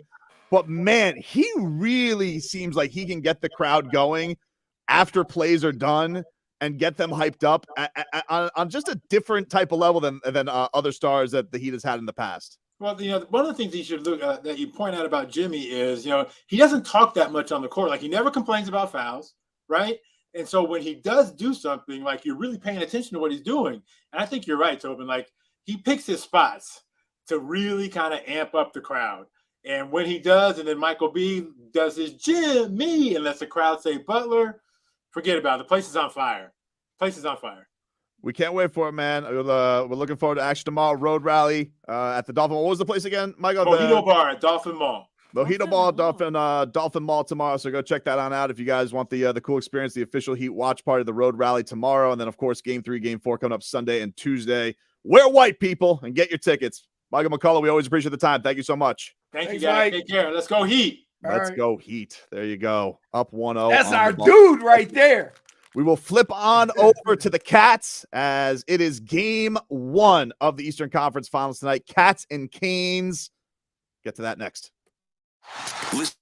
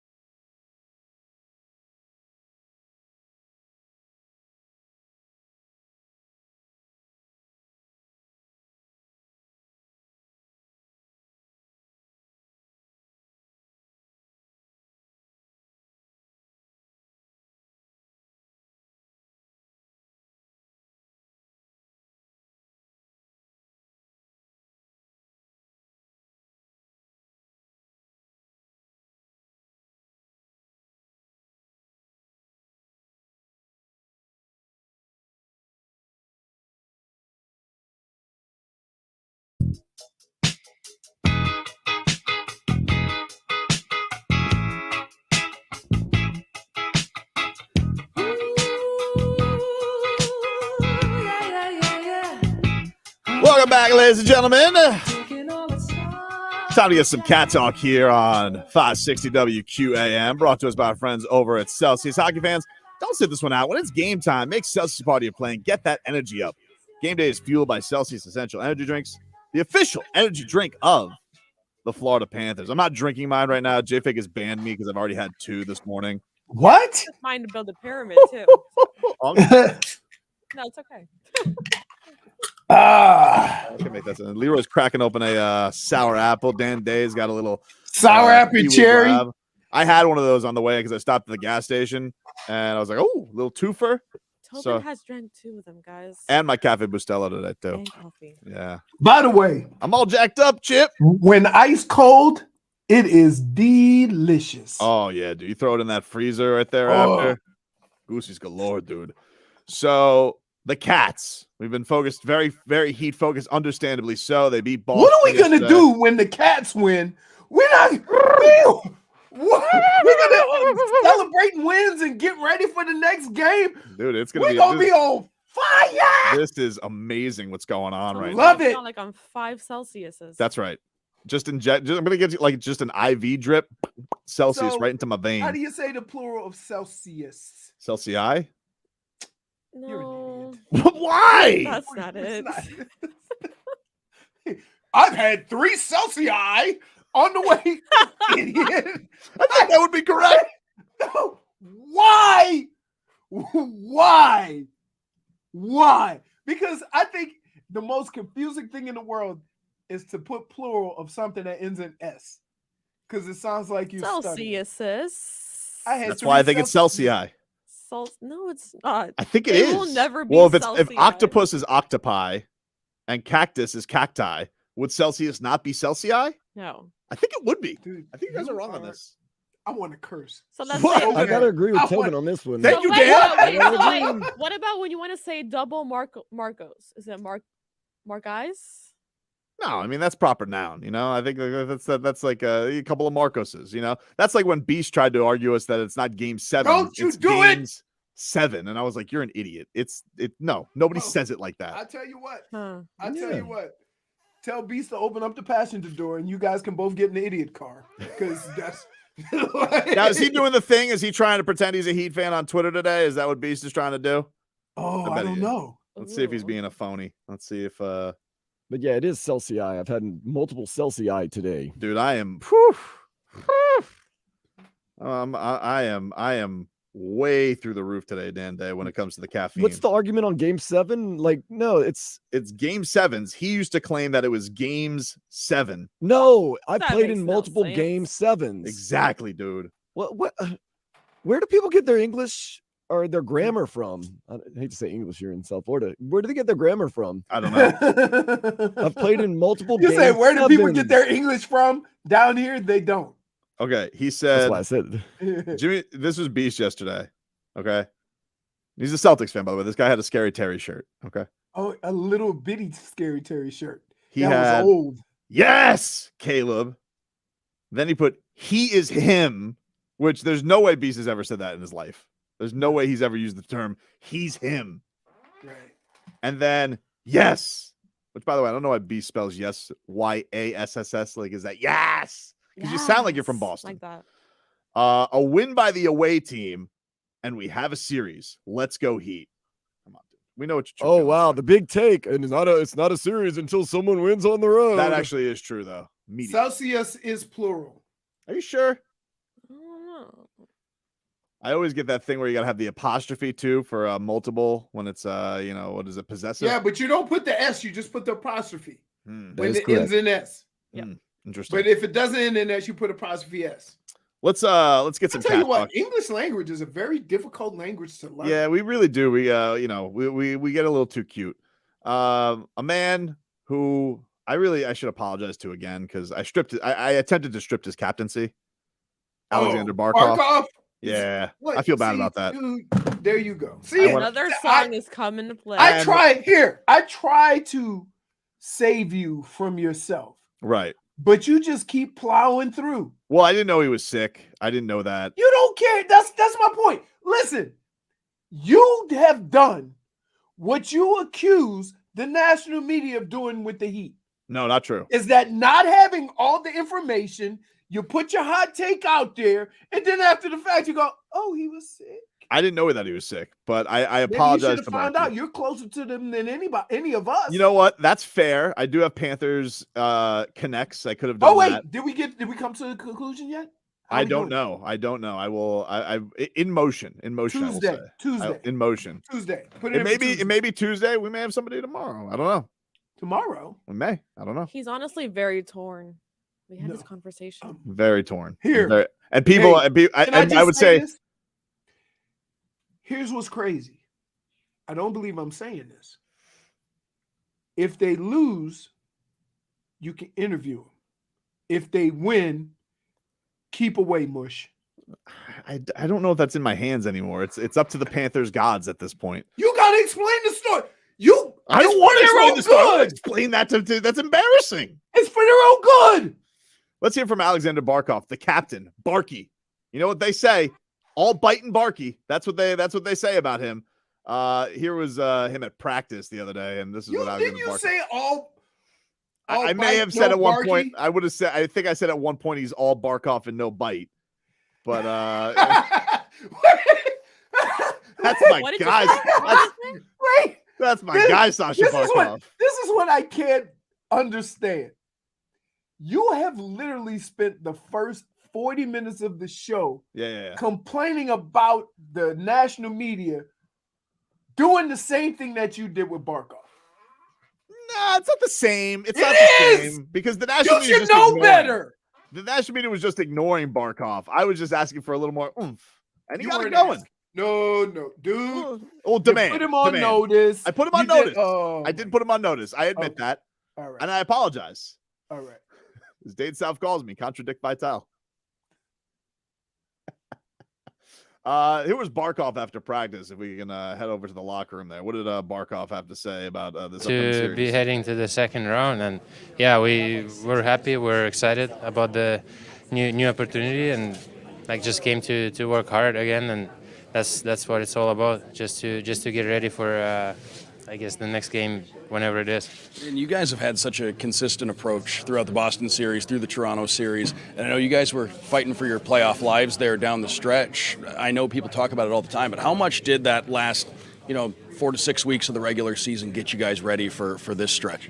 Yeah, for sure. We try to play the same way every night and try to repeat everything that we do. Don't try to do anything stupid or anything like uncharacteristic from our point. So that's how we try to play the end of the regular season. It got us in, and just keep going, keep doing the same thing all over again. So we've been playing well. We have the energy that we need to have in these games, and again, like it's going to be a tough challenge for us again.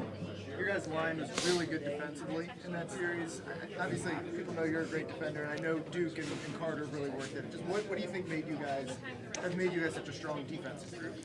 Yeah, I mean, I can't say like just our line. Like, it was whole team effort, and that's how we want to play. We played like that half of the season that we were pushing for playoffs, and we just kept going, kept working harder.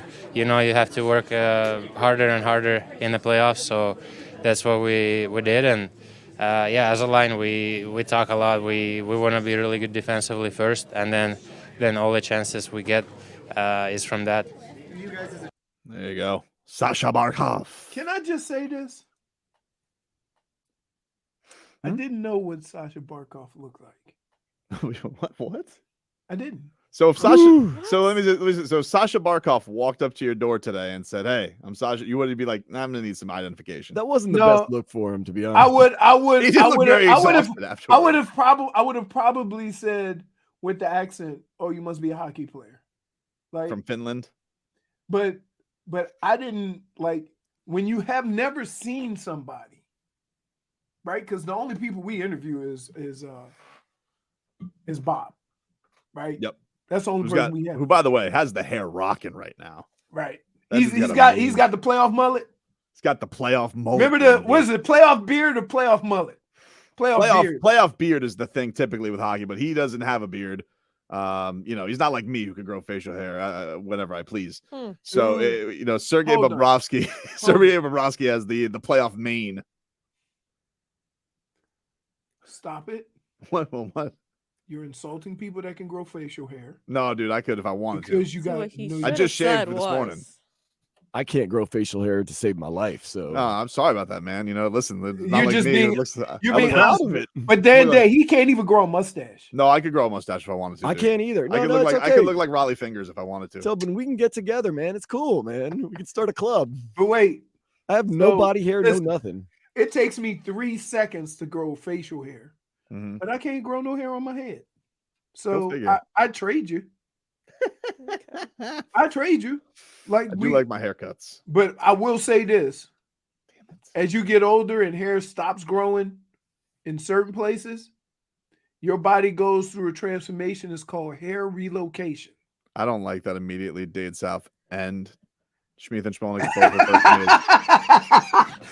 me as Tobin is Raleigh chicken fingers. You guys are bastards. I was like, why is he saying But that? a point to the Twitchers. I mean, you guys are just. He looks so defeated. And now I'm thinking to myself, man, some chicken fingers would be good right now. Point for Witcher. Well, here's the problem, though. The problem is we have nowhere to order in that building except from downstairs. Yeah, that's it. But like you've had those chicken nugget things that they do, and they're like way too much spice. Right. I don't know what That's not even spice. It's salty. It's just I don't know what it's like 9 things. Yeah, just crazy. And they were shaped like stars, which should have been a hint right away. Is that if you getting chicken anything, and it's shaped like a dinosaur or a little fake chicken, then that means the chicken level of that product goes way down. A little fake chicken. Some of the little, because kids love. You could just go get the Ziploc of chicken fingers in the freezer at Publix, right? And they're in different shapes, dinosaur, chickens, yeah. Give you some headlines here brought to you by the new Palmetto Ford Truck Supercenter. Why buy your truck at a car store? Palmetto Ford. We know trucks. We will get to some more Heat stuff coming up next segment, but they did beat the Boston Celtics. If you guys missed it, game 1, 123-116. Jimmy Buckets. That guy's awesome. 35 points, 5 rebounds, 7 assists, 6 steals. Here's a little nugget for you, Leroy. Give me a nugget. I like nuggets. From ESPN Stats and Info. Oh, Jimmy now Butler. we're giving stats. Yep. Jimmy Butler had his second career road playoff game with 30 points, 5 rebounds, 5 assists, 5 I steals. see this one. Guess who else has done it? Only other player to do that twice on wanna the guess, road Dan? since steals were first tracked. You want to guess, Dan? Michael Jordan. Boom. Yeah. There you Boom. go. Michael Jordan. You can't bring up a stat like that and say the only other person and then not be a great one, right? Yep. Yeah, I didn't know I was simply guessing, but pretty Well, easy that was a good guess. Yeah, But pretty But easy they also guess. had- Good job by you. They also did another one and said who has the highest scoring average in game ones in a series, minimum 5 games. And who was it? Jimmy and who? No, Spider Mitchell. Really? Yeah. Or is it yeah. I think it's Spider Mitchell. Yeah, and Or then Devin Booker. I get them confused sometimes. Spider Mitchell. And then Jordan was second. So but it was 34.1 versus 34. I haven't mentioned today also the Marlins. They beat the Nationals yesterday 4-3. Jorge Soler. This dude's on a tear right now. Luis Alares is going to win the batting championship this year. Yeah, he's hitting 389. Oh, he's down, man. Did he win it last year? He did. He did. Then you know what? But he was Kudos to him. I like guys that put the bat on the ball. Yep. He's been good. Brian De La Cruz has been on, I think is he an 11-game hit streak right That's now? my dude right there. Yeah. Brian De La Cruz is killing it right now. Gene Segura is finally getting it going. Took him long enough. And Mr. 6 to 8. And unfortunately, Jazz Chisholm is out with turf toe. Yes. I'm It's kind of telling you crazy. what. See, here's the thing that's wild about it. If I'm Jazz, I would have rather broken my forearm. That's how serious this is. Here's the thing with the Marlins that's impressive, Leroy. 22-21. Not a great season from Jazz and now hurt. And Sandy not really being Sandy. Not being the Sandy we all thought. So pretty impressive. They've obviously been very good in one-run games where that was a big problem last year, but they're getting it done. They're going to go for the sweep, which is coming up in about an hour's time. The Marlins will go for 13 I think the and 1 biggest in thing, one-run games. the biggest thing with the Marlins is if there's one difference as to why they are where they are, regardless of who's playing or who's not, is they've made better contact with the ball than they have in several years. So everybody, you don't have a whole bunch of strikeouts. And guys, they're playing.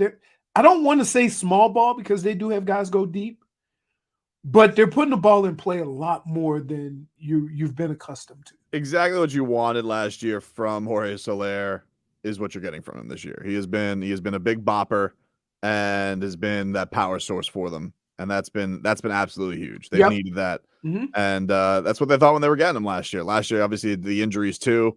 So his health, on top of the fact that he's raking right now, big things for the Fish. They go for the sweep today at 110. So if you want a little sports appetizer before Eastern Conference Finals tonight, It starts at 1:00. that's coverage of the PGA. Oh yeah. Oh yeah. Which, one more thing before we hit the break. Give us an update, Leroy. Oh, another Watch update? Golf Shops, home of the 90-day 100% satisfaction guarantee, serving golfers around the country since 1968. What is going on over at what is it? The Oak Hill. Oak Hill. By the way, the temperature there is 53 degrees. Kazuki Higa is, and it might be Higa. I think it's Higa though. Higa. Is 3 under along with Keegan Bradley. Ryan Fox, Corey Connors is at 2 under. Kurt Kitayama, Sahith Theegala, he's on the verge. So don't be surprised if he's in the hunt. Scotty Scheffler, Justin Thomas, Colin Morikawa, Victor Hovland, Cameron Smith, John Rahm, Lee Hodges, Callum Tarrant, Adrian Moronk, Maverick Neely, Justin Suhail are all at 1 under. That's it. Wow. Usually by this time, you have one of those early times where somebody will shoot 6 or 7 under, an unheard name in a major leading the way before he backs up on the weekend. But other than that, of this group, Keegan Bradley has won the PGA before. Sahith Theegala hasn't won, but he's always in top 5. Scotty Scheffler is number 1 in the world. Other than that, that's really about it. 1 under, it's going to pile up. All right, we'll take a quick break. We'll get back to your Miami Heat, hear a little bit from Kyle Lowry from Spo after their Game 1 victory. Back with more after this.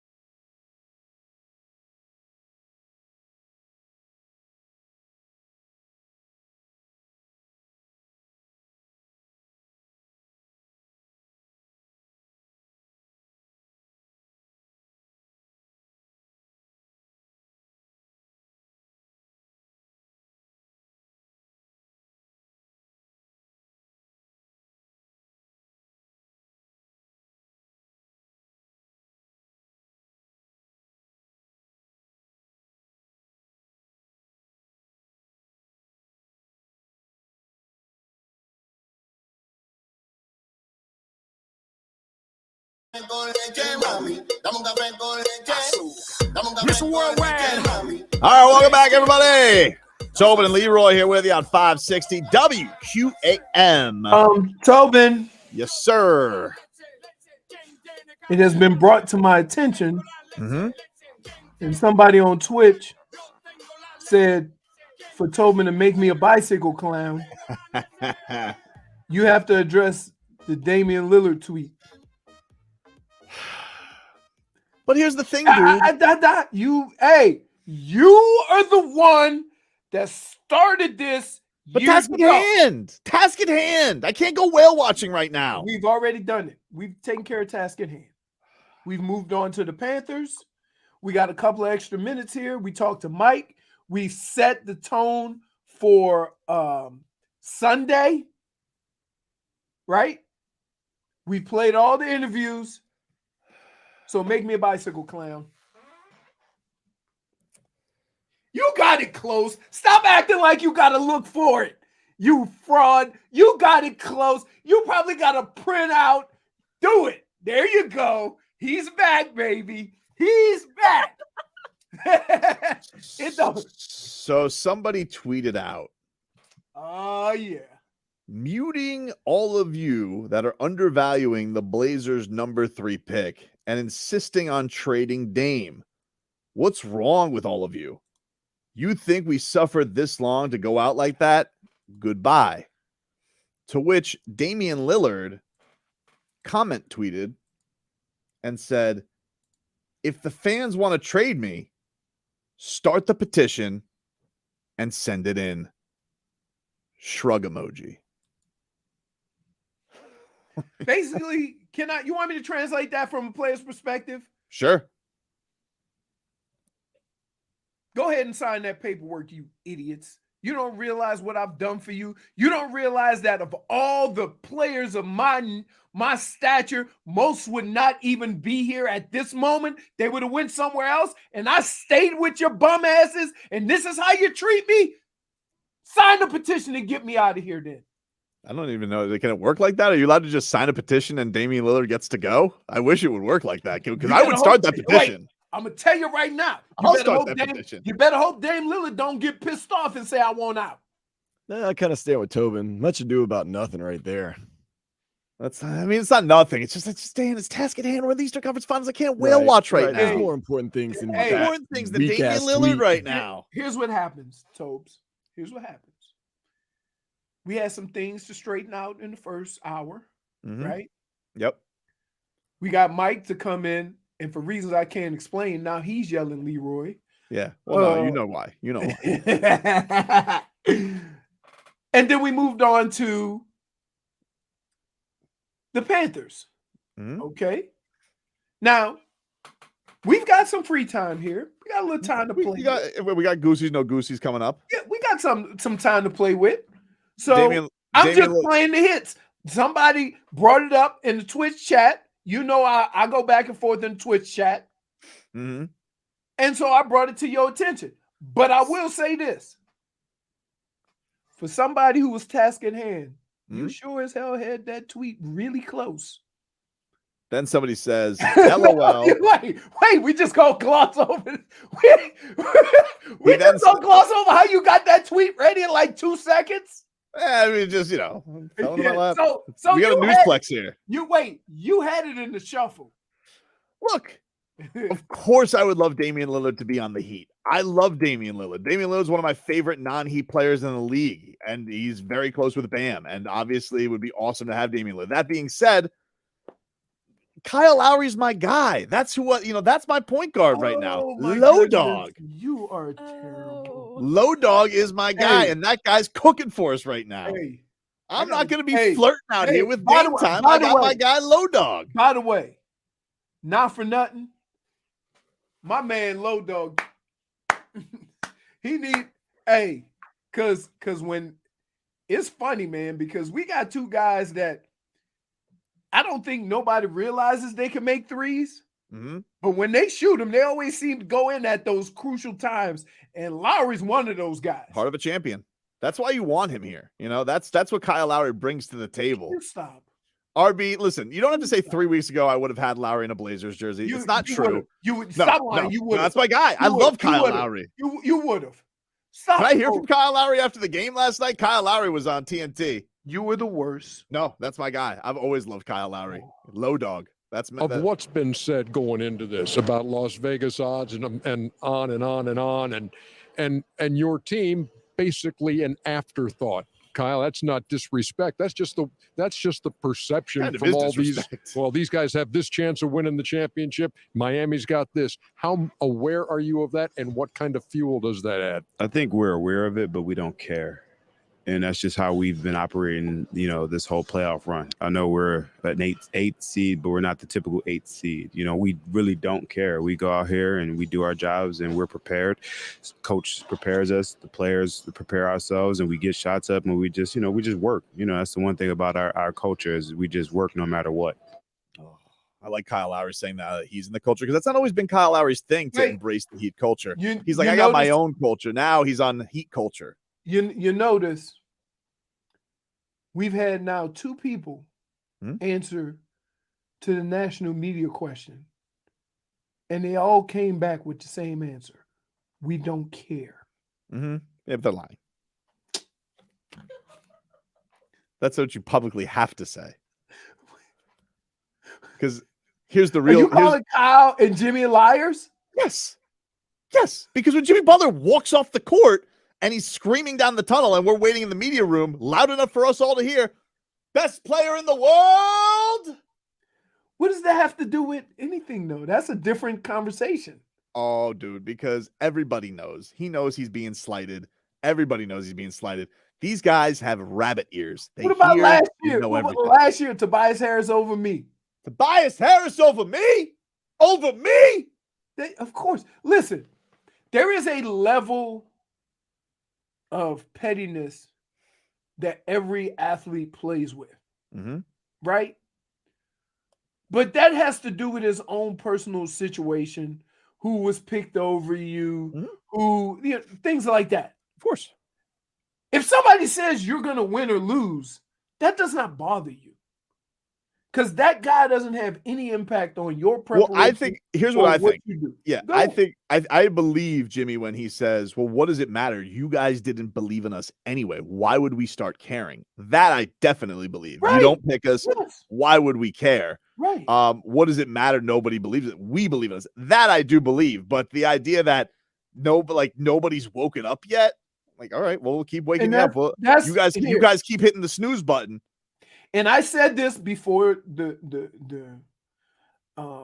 Buck series, is that you're asking me to have faith in something I haven't seen for the last 6 months. Yep. And I told you I couldn't do it. Right. But now, right after 2 series, after beating the Bucks in 5, beating New York in 6, right? You like at some point, even I had to acknowledge that these are what these guys are doing right now. And that's the only thing that pisses me off about what people say about the Heat.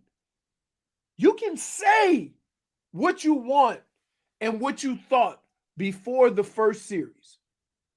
I would understand that.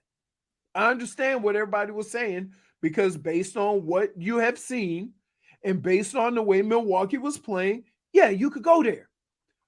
But after they just demolished the Bucks and had a pretty easy go at it with the Knicks, you can no longer use that. You have to at least be honest about what you've seen. And that's the only thing I have a problem. Look, you can be wrong. It's okay to predict something and be wrong. But the fact that you're going to keep fighting this all the way while this team is moving up through and has a chance to go to the finals, now you're just being wrong. Damian Lillard also went on to say, because somebody responded to his response and said, LOL, you ain't low. You want to leave, but trying to get the fans to push you out. To Damian Lillard, he said, I've been on the same time for over a decade, LOL. I'm just saying, if people got different wishes, To which I respond and say, make a stink. No, I'm not. What I say to Dame is, well, that's a shame because I got my guy Kyle Lowry. You know, Kyle Lowry is my point guard right now. Low dog, Jimmy Butler's best friend, BFF, and you know he is just the greatest. And I am so happy with this team. And I'm not interested in any whales or whale watching. Kyle Lowry's the greatest. Oh, the greatest, dude. I mean, just the best. Mark LeBron. I know. I just mean that just, you Dude. know, like I just love what he's bringing to the table. Championship pedigree. Damian Lillard doesn't have that. You know what this is, Dan Day? This is The greatest. exactly what Mike McCullough was talking about. What? Like guys don't want to just admit that they're wrong, so they find other methods of moving the bar. No. I have admitted my crimes on Kyle you Lowry. haven't. No, No, you I haven't. have. You know, I You one are time said a I never wanted to trade liar. more on Dragic for him. But that is my guy. Just I mean, qualify the greatest. You just mean I mean, just currently he's the greatest Heat point guard currently on the team. and what he does. Okay, yeah, And he's the man. And I don't want to talk about other point guards right now. Task at hand. You know? are, dude. 7 Do wins you to a- understand? Do you 7 wins to a understand? championship. This is maturing. Oh, No, I do stop respect. it, You're in J-Fake, the moment. stop He's it. in the moment. I Hey, respect being in the moment. Do you understand why sometimes doing a show with you could be so difficult? Somebody says that Tobin is a professional cap artist. I've never been referred to as that. Do I cap? Yes. That's you do. that's what the kids say. That's what you do. The kids. I never thought of myself as a cap What do artist. dude? What do you? The kids. Yeah, the How kid. old do you think you are? You're still a kid. I mean, I'm older than Mazzulla. Didn't you say about like 1 or 2 years? Yeah, I got a couple of years on Mazzulla. Really? Mazzulla So thinks while you were carrying kegs, he was an assistant coach. Mazzulla thinks that this is like the all. Your paths and careers have been totally different. Yeah, I agree. When he was a grad assistant, I was at WBRY on Barry University's campus. You know, samesies. WBRY. Stealing kegs. Stealing kegs. That's right. We play our favorite Thursday game coming on up. A little Goosies. No Goosies. Oh no. That's next. Okay, I got it mixed up.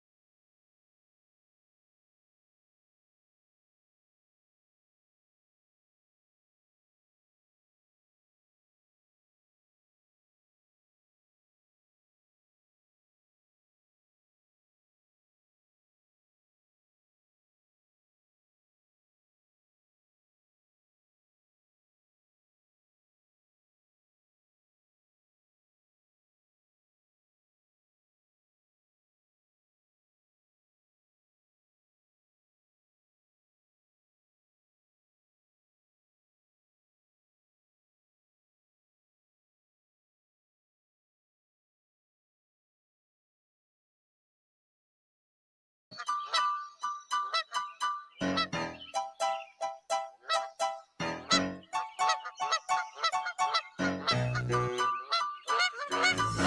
right, welcome back, everybody. Tobin and Leroy here with you on 560 WQAM. You know, J-Fig wants to give you a chance to see the Hyundai Air and Sea Show, plus the U.S. Military Salute Fest this Memorial Day weekend, May 27th and 28th on Miami Beach. The greatest show above Earth showcases the men, women, technology, and equipment from all 5 branches of the United States military. For more info, visit usasalute.com. So before the end of this hour, we will give you a chance to win a 4-pack to the Hyundai Air and Sea Show. But before that, it's that time, Leroy, on a Thursday. We play a little Goosies. No Goosies. J-Fig, what do you have for us today? All right, guys. Let's see. Goose. Number 1, Jalen Ramsey's tweet on the Heat. Jalen Ramsey, who kept Scott Foster in check, had a tweet about the Heat. He did. What did he have to say? Here it is. Jalen Ramsey tweeted out, Miami dub, I love it. And at this point, Jimmy Butler, you are now part of the secondary with the Miami Dolphins come September. Wow. That's Goosies, dude. I mean, that's Goosies right there. And Jalen Ramsey. We got a lot of sports harmony going on down here, and I like it, Leroy. I like it a lot. You know what's contagious? Winning. Does that give you the Goosies, though? Sure. He needs to read it again. Why Did are you say sure? Reluctant Goosies? What is that? Because I think what Jalen is doing is more of an acknowledgement of Jimmy's greatness. Yeah. And he does it by saying that. But that's just his way of giving it. I just want to know, listen, Jalen, I know you were very close with LeBron James. If this comes down to a Heat Lakers finals, you know who you're sticking with, okay? None of this Lakers nonsense. Just so we're clear. I don't care about friendship. What are you doing? You're a Dolphin now. Dan Day, what about you? Did Jalen Ramsey's tweet give you the Goosies? No, I don't have the Goosies. I've got Goosies galore. Hey, I like the love. I like the camaraderie. Can I ask you why every time we get a new person to play with the buttons, they always find their favorite and they just mash it? Fire away, dude. Fire away. No, I really mean that. What are you talking about? I'm not trying to play anything. If I want to play things, I'll play things on the weekends when I'm sitting there doing sports day. I'm just telling you, I love it. Got sports day this weekend. Got day and night tonight. Dan Day. They're making him work 24 hours. I really am excited about that. I think that's can awesome. I just tell you, Dan Day, you're looking at the old you. He used to produce a show in the morning and then do a show. Yep. So he worked all day too. The old Tobin. J-Fig, what about you? Does Jalen Ramsey's tweet give you the Goosies? But of course it does, Brendan. Wow. Goosies. Brendan. Jennifer. What's number 2? Kevin Harlan's call on Jimmy Butler's 3-pointer. We have Kevin Harlan last night, the call on TNT. Jimmy Butler hits that wild-ass 3 at the end of the shot clock to really just stick it in the Celtics to end it. This was the great Kevin Harlan last night on Turner Sports. Big-time bucket. It's just got it going. Although it was weird what Reggie Miller was doing yesterday, because he was like, he said his palms were sweaty because of the effort. But it didn't sound like he said palms. Anyway, here's Kevin Harlan. Adebayo mashing his way into Horford. Shot clock at 3. Butler with Brogdon on him. It's a long 3. And good. Jimmy freaking Butler puts it in. Woo! Oh, my. That's Goosies galore. Yeah. Goosies galore. Hey. It has to be agreed that is Goosies. That's galore. a Goosies sweep. Everybody, we can all agree on everybody's got Goosies Oh, galore. yeah. Dan? You got Goosies? Goosies galore. I'll say Goosies. I mean, yeah. What? I do like the Ric Flair. Woo! I like it. He's the best. I don't understand how he's not number 1 for everybody's net for everybody. Like every time he calls something, it's just he's money. Nobody captures just I think the excitement nationally like Kevin Harlan. Any sport. Yeah. And he does football, he does basketball, he can do anything. Really great. What's number 3, J-Fig? This is a good one. You guys ready? Mm-hmm. Boston Celtics fans' tears. Oh, we haven't checked in with our sister station. We're not. What's wrong with you? You're usually on top of that. I know we haven't checked in yet with our Saved it sister for this station segment. for their tears. But let's check in with WEEI this morning and hear what the Boston fan is saying about that game 1 loss. This is Michael from South Boston. What's up, Michael? I got to call total BS on Wiggy. If Tatum's afraid to step up because Ahmad is smart, then he's not the man, and he never will be. This team needs a leader. They don't have it. How Yeah, do but they go Michael, forward? How do they win? I think, Michael, you're missing the point. When you said he was afraid. Right. So there are And that guys. he's You not said- a leader. you said it, It Wiggy. has nothing to do with him not being a leader. It's you want to be a leader, but every time you want to go about that route, somebody's inserting themselves who the organization has said is the heartbeat of the team.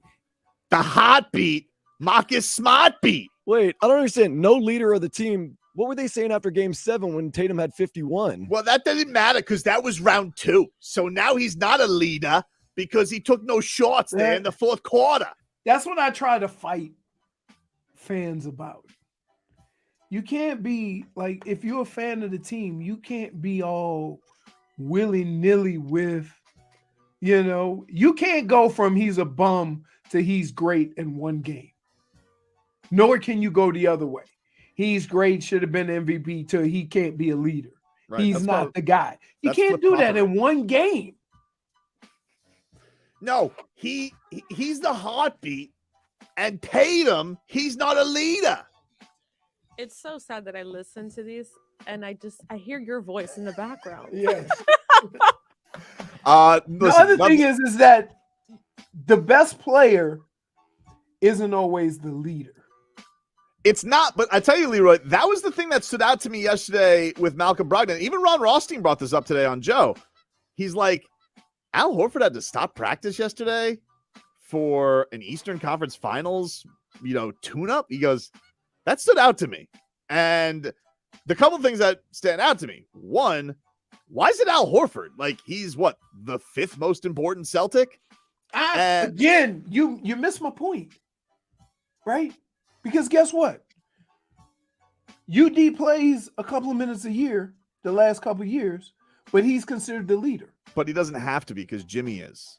No, but I'm just, if there's a practice that's not up to the standards, and you heard a story of UD saying something, nobody would be offended. No, but here's the thing. That never would happen with the Jimmy Butler team. Not with Jimmy's team. You wouldn't hear about it. You're right. That's another thing. The fact that it got out. That's the the other most thing. important thing. You wouldn't hear about it. Old loose lips Malcolm Brogdon, who's out here chirping like a bird. By the way, really out tough the Heat yesterday, Malcolm Brogdon. Good call. Hey, you know what's funny? Hmm? That's the first thing I thought about. Really, was it? Was I'm watching that game and I'm like,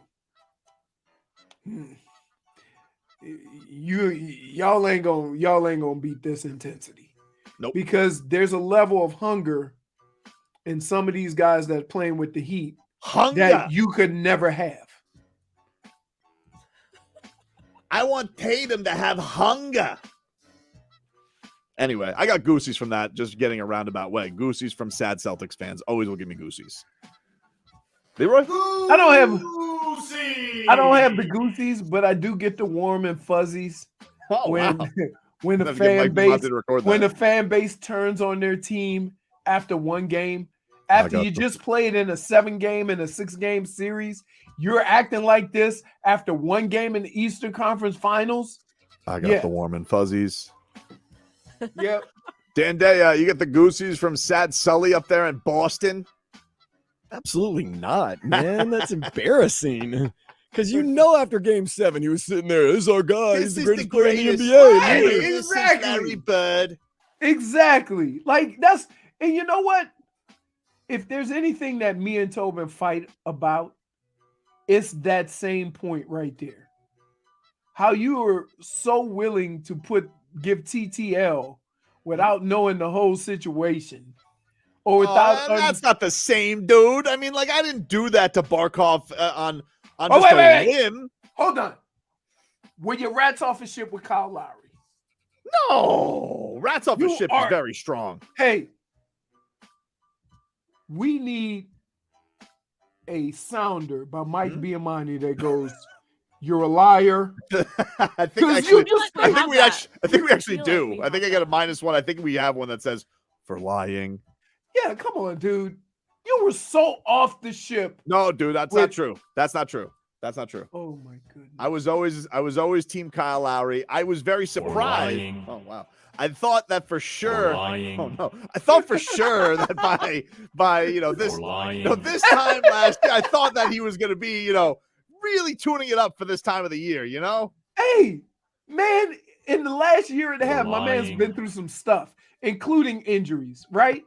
You didn't cut him no break. I didn't know he was as hurt as he was. But that's my point. There was some other. That's my point. You are making my point for me. You are so quick to jump the gun. You don't have all the facts. You are expected to have the facts more than anybody else. Yeah, but they didn't say the facts until he got back. Then you wait. Either way, that's my guy. I'm happy he's back. Stop I'm just saying. For lying. Do you have He don't want you as his guy. I don't think that's true. I think I'm cool with Kyle Lowry. You Low got dog. Bob. Bob is the only one that wants you, and you. That's not true. Really? I'm very. Nobody else on the Panthers will interview with you. Just Bob. That's and you not know what true. they're saying? They're getting together. They're from all countries all over the world, and they're looking at like, anybody want to go on with Tobin? No, he's the mush. Right? They all have got together and Claire and to say, you know what? Ask Duclair if you want to come on with me. Mr. Grips is putting on the old quote that Kyle Lowry did say one time where he goes, I don't give two bleeps about who Tobin is. That is true. He did do that for a liner for us one time. It is glorious that he said that. We'll take a break. Final hour of the show comes up after this.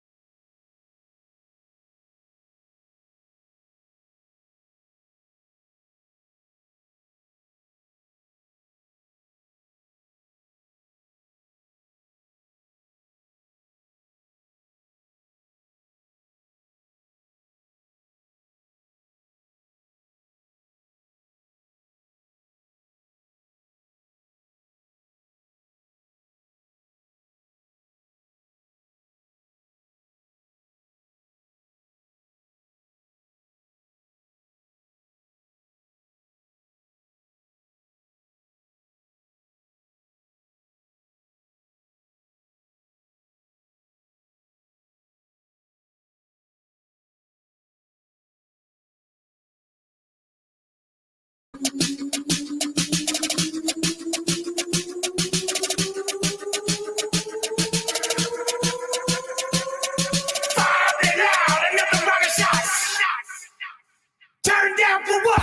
right, welcome back, everybody. Tobin and Leroy here with you on 560 WQAM. I just saw you change my title, J Fig.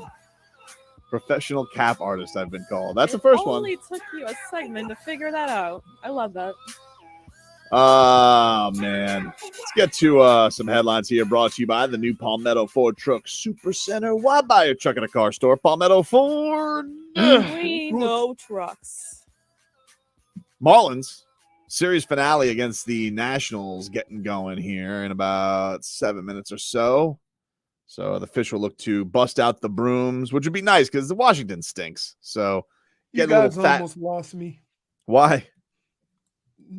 PGA coverage started. Oh, man. Well, I'm glad you brought it up, man. Let's get to not only some headlines brought to you by the new Palmetto Ford Truck Super Center. Why buy your truck at a car store? Palmetto Ford. We know trucks. But also, let's get to that PGA. All right, the PGA Championship, our coverage and scoreboard leaderboard brought to you by the Edwin Watts Golf Shops, home of the 90-day 100% satisfaction guarantee, helping golfers around the country since 1968. Leroy. Pretty amazing. This much golf has been played, and the lead is only at 3 under. And there's only one other guy at 2 under. Kazuki Haiga, I want to say, is at 3 under. And Sahith Theegala also at 3 under. Keep an eye out for him. He's about ready to pop. Scotty Scheffler, 1 under. There's really only about 7 guys under par. That's it. So it is brutal. And they said the conditions are really calm and they're not lighting it up. So it's going to be a struggle this week, which is not a bad thing. It's a major. Guy says that the Heat are opening up as 9-point underdogs in game 2. Good. That's just where they like it, dude. Yeah, just where they like it. Perfect. Right, here's what I can tell you. Perfect. Without a doubt. Right? Chance of the Heat losing by 9 is slim to none. Yep. That is where I am. So when I had a little action, you know, I wasn't trying to break the bank, but I like to have some action when I watch the game. Right? So I had a little action. I figured, you know what? I'll go on and take the Heat. Because they ain't going, I don't care what happens. They will not lose by 8.5 points. Come on, dude. And then I said, you know what? I'm going to take that $100 that I win, parlay it into a Heat win the series. That's 900, 850, something like that. So it could be a good series for me. I'm sure they're going to come out in this next game and bombs away. I'm sure that they're going to go out there and they're going to throw up a gazillion threes, and maybe it'll be a brick fest. It doesn't see, and that's the thing that I would say about the difference between the Heat and a lot of other teams. We can look at the 3-point disparity, and we've done it all year with the Heat, but they found other ways to get it done. That's it exactly, dude. Like that was what Milwaukee was going to do. They shot the lights out. Then you got into a rough and tumble series with New York, and they all that hustle stuff. They out hustled them. They got them in all those margin plays. And guess what? The MO on Boston coming in, elite offense, can't be stopped, shooters galore. What happened? Right. What happened? Like this is this. So you know, they always say these. By the way, these aren't analytical statements. These are facts. This is why you never see the. However you want to look at it, what we're saying about the Heat right now is factual. We've had now 9 games and 82 games before that to look at this team and understand and take it from us. When you've gone through the frustration that you've gone through this year, including the damn coach who says, like, we may not win, but you're going to be entertained. Oh my God! You Which remember when he was means doing that?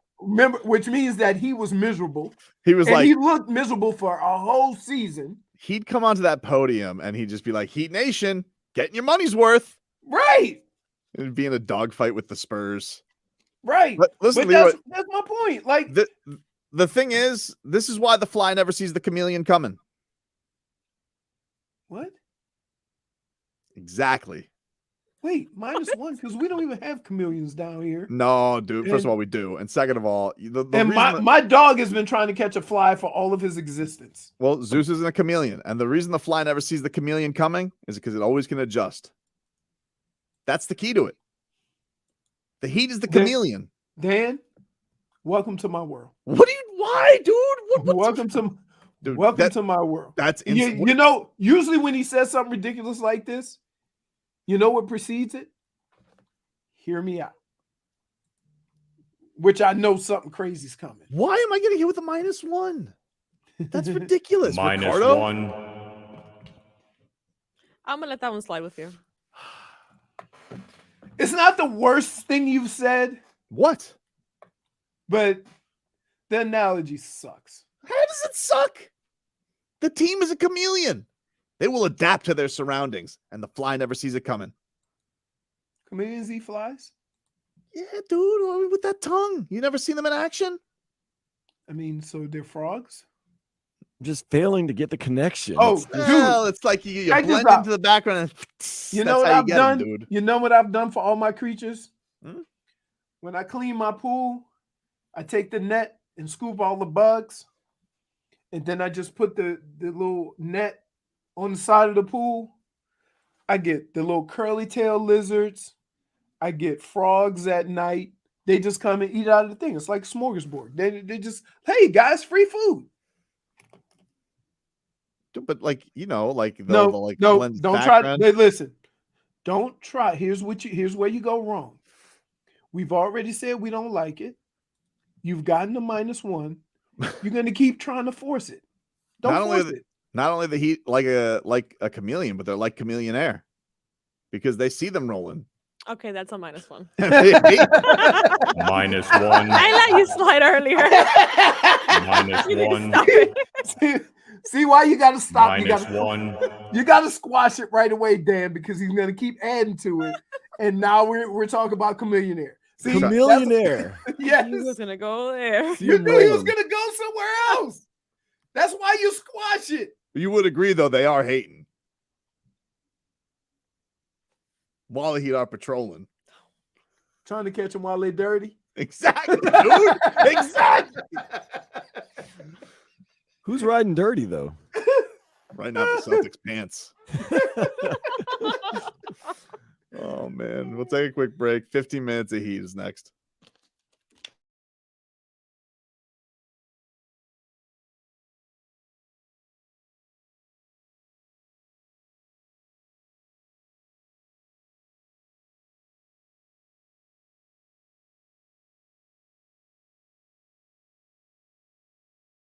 Hyundai Air and Sea Show, plus U.S. Military Salute Fest on this Memorial Day weekend, May 27th and 28th on Miami Beach. Be caller number 3 right now to 305-567-0560. 305-567-0560. And caller 3 will get a 4-pack of tickets to the Hyundai Air and Sea Show going down Memorial Day weekend. Caller 3 right now to 305-567-0560 gets a 4-pack of tickets.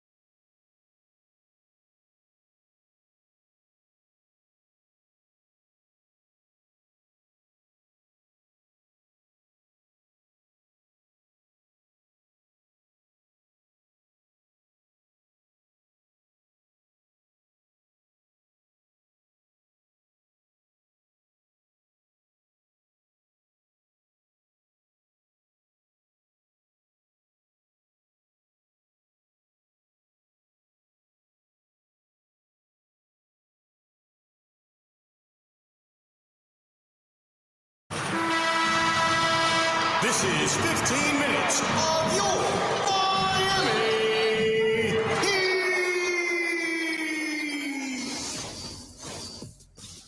All right, welcome back, everybody. Tobin and Leroy here with you on 560 WQAM. We got some live action going on right now, dude. We got a little PGA, John Rahm putting. We got the Marlins on in the studio today. Luis Arraez is up at the dish right now. Yuri Perez on the hill today, so we get to watch the Marlins' top prospect. He, had some moments in his debut, but it was a little wild, so he didn't get to go too deep. But youngest Marlins pitcher in history. How was it, 20? 20, and he beat out Jose Fernandez by I think 150 days or something like that. Ooh! Oh no, I thought that was a hit. Got a little excited there. Got you going. Hey, it's Arraez. Why wouldn't you think it was going to be a hit? He always gets hits. 0-0 after 1 for the Fish right now as they're going for the sweep of the Nats. Tonight we got game 1 of the Eastern Conference Finals. As a reminder, local coverage keeps it going. So you got Hawk and Crowder coming after us. They'll keep the party going, of course. Then Dan Day, he'll be going from 6 to 7. Then you got a little Cats pregame starting at 7 all the way until the puck drop from Raleigh at 8 o'clock. So get it going, man. Very, very exciting. Let's go. Let's hear a little bit from the Heat yesterday. They get the win. Bam Adebayo was awesome. I mean, he really and has been awesome. Really, honestly, I would say since Game 5 against the Bucks, where he had his first career postseason triple-double, and outside of that Game 2 where that Hartenstein got the best of him, even though Scott Foster would let him do whatever he wanted to him. Bam took that money. Bam has been he took that game personally, and he's been killing it ever since. And this is Adebayo on the chip that Miami has in this playoffs. Everybody counting us out from the beginning was kind of builds that chip, but also the adversity we've been through this whole season, the ups and downs, the games we should have won but didn't win, going to the locker room, trying to figure it out, rewrite whatever we did wrong, and going through that put us in this position. Now I feel like we're one of the best, like you said, one of the best teams in the league just because adversity built this. We all looked each other in the face and said, this is the second playing game. This is our last run. This is it. And from there, man, I just felt like everybody just bought into that will. And, I feel like we just been willing wins. It is going to be interesting to see what the ramifications are of the regular season after this, because if the Heat and the Lakers both get to the finals after being playing teams, that's going to be something. I tell you what, it's going to be a different way people approach this play-in. Yeah, for sure. Because now people look at the play-in and say, I don't want to play in. I want to just try to be in the damn Wembanyama. Yeah. I mean, the idea that people wanted to tank for 0.5. Dan, going into this, did you think the Pelicans had any shot at Wembanyama? Hell no. I was like, what? They had no chance, I thought, of even getting in the top 10. Yeah. Idiot Knicks fans. They didn't even get their stupid pick. Game 2, by the way, tonight, Lakers and Nuggets. That's at 8:30. Denver tonight, a 5.5-point favorite as they lead that series 1-0. Lakers did have a furious rally in that fourth quarter, but man, was it as much of a Lakers rally as just Denver kind of not playing very well? They kind of just looked like they were tight and nervous. Maybe you can't rule Jokic, who was unstoppable for the first 3 quarters. He did seem to let up a little bit. Yeah, he looked like a lamb for a little while. Can you give him? I like to give teams credit for making some adjustments. However, what they did in the first half was they got such a big lead that those adjustments weren't going to matter. Yeah, well, this will be an interesting one tonight for sure. 8:30, that gets going. Of course, I'll be Cats focused tonight. Cat fever. We'll get one period in before basketball starts. Yep, and we'll already have a Marlins game in the books for today. While Leroy is going to kick back after this and get his golf on. Where are you going? Hot tub to watch the golf, or are you going couch? Where are you going for the golf today? I'm going hot tub because this is, I don't have to worry about, nobody else at home. I can just go out there, relax, get a little exercise in while I'm watching. Yep. I got all my equipment by the pool. I just filled up my little cooler with ice. It's not an alcohol jacuzzi watch, though. It's too hot for that. Well, want to be out there. Why rule it out? You should have a little fun today. No. It's hard to get. You can't get in that jacuzzi and it's 90 degrees and be out there sipping on liquor. Ethan Schmolnick says, they'll find you floating in the pool. Ethan Schmolnick says, watching the Weather Channel on mute sounds more exciting than spending the afternoon watching golf. Speaking of weather, can we get a weather update, Leroy, from the Desmond and Dover Law Firm? YourAccentAttorneys.com. Free consultations 24/7. Call them up at 866-954-MORE. Over to the windowplex I go. Hold on, let me get my board. He is a golfer, big talent. Partly cloudy skies. Winds out of the west at about, it looks like 5 to 10 miles an hour. Nothing serious. And I would guess, because it's that time of year, passing shower this evening. Other than that, it's got to be around 90 degrees. It's hot as hell. It's been hot as hell lately. It has been hot as hell lately. It has been. Very, very much. See that highfalutin Daryl Morey, by the way, yesterday? He's like, Joel Embiid was shocked by the Doc Rivers firing. He's like, listen, I had to drop it on him, but Doc Rivers, Joel didn't want this. I'm like, I don't know. Joel Embiid loves to blame people. I don't know if I believe that he didn't want the Doc Rivers firing. Here's the problem in a lot of these sports, right? You can't fire the players. And so a lot of times teams go about this instead of saying we got a good coach, we just need to get either more help or these guys need to play better. We always go with, we can get a different coach to get these guys to play better. And then you play this game over and over again. That's kind of like what Boston's going through, right? Like they thought, oh, anybody can do this, They got players, though. They do have players. That's true. But I'm saying, they thought, it's one of those things where you have so many good players, you think anybody can do it. And especially as somebody who's, young and there's a pressure that comes with it. Here's the problem, though. As much as they had to get rid of the last coach, they did sign somebody from the staff to keep it going. That's true. So there's a little bit of difference. It's kind of like what Pat Riley did. When Pat Riley stepped down, he got somebody to continue the same process. So Spo said yes. Spo said yesterday in his pregame, I guess somebody was asking him about being a young coach. And he was saying he remembers his first game against the Knicks that somebody heckled him and said that he was up past his bedtime. Well, he does look really young. Well, and now that he don't have to wear a suit, Stan Van Gundy would have loved this. Oh, for sure. I can coach a game without sweating profusely. Stan Van Gundy, remember when he tried to get past with the turtleneck with the suit jacket. You see who just got an interview? Kelvin Sampson. I did with the Bucks, right? Yeah. Because he was on the staff before he took the Houston job. I honestly think that there was some people said that Doc Rivers might be a sleeper candidate for the Bucks job. I think Doc Rivers is either going to get the Bucks job or the Suns job. I feel like that's just what Doc Rivers is going to do. Like he's got a name. He doesn't necessarily always win the championship, but he's always there. And he's always in the hunt. And for some reason, some organizations don't think that's good enough.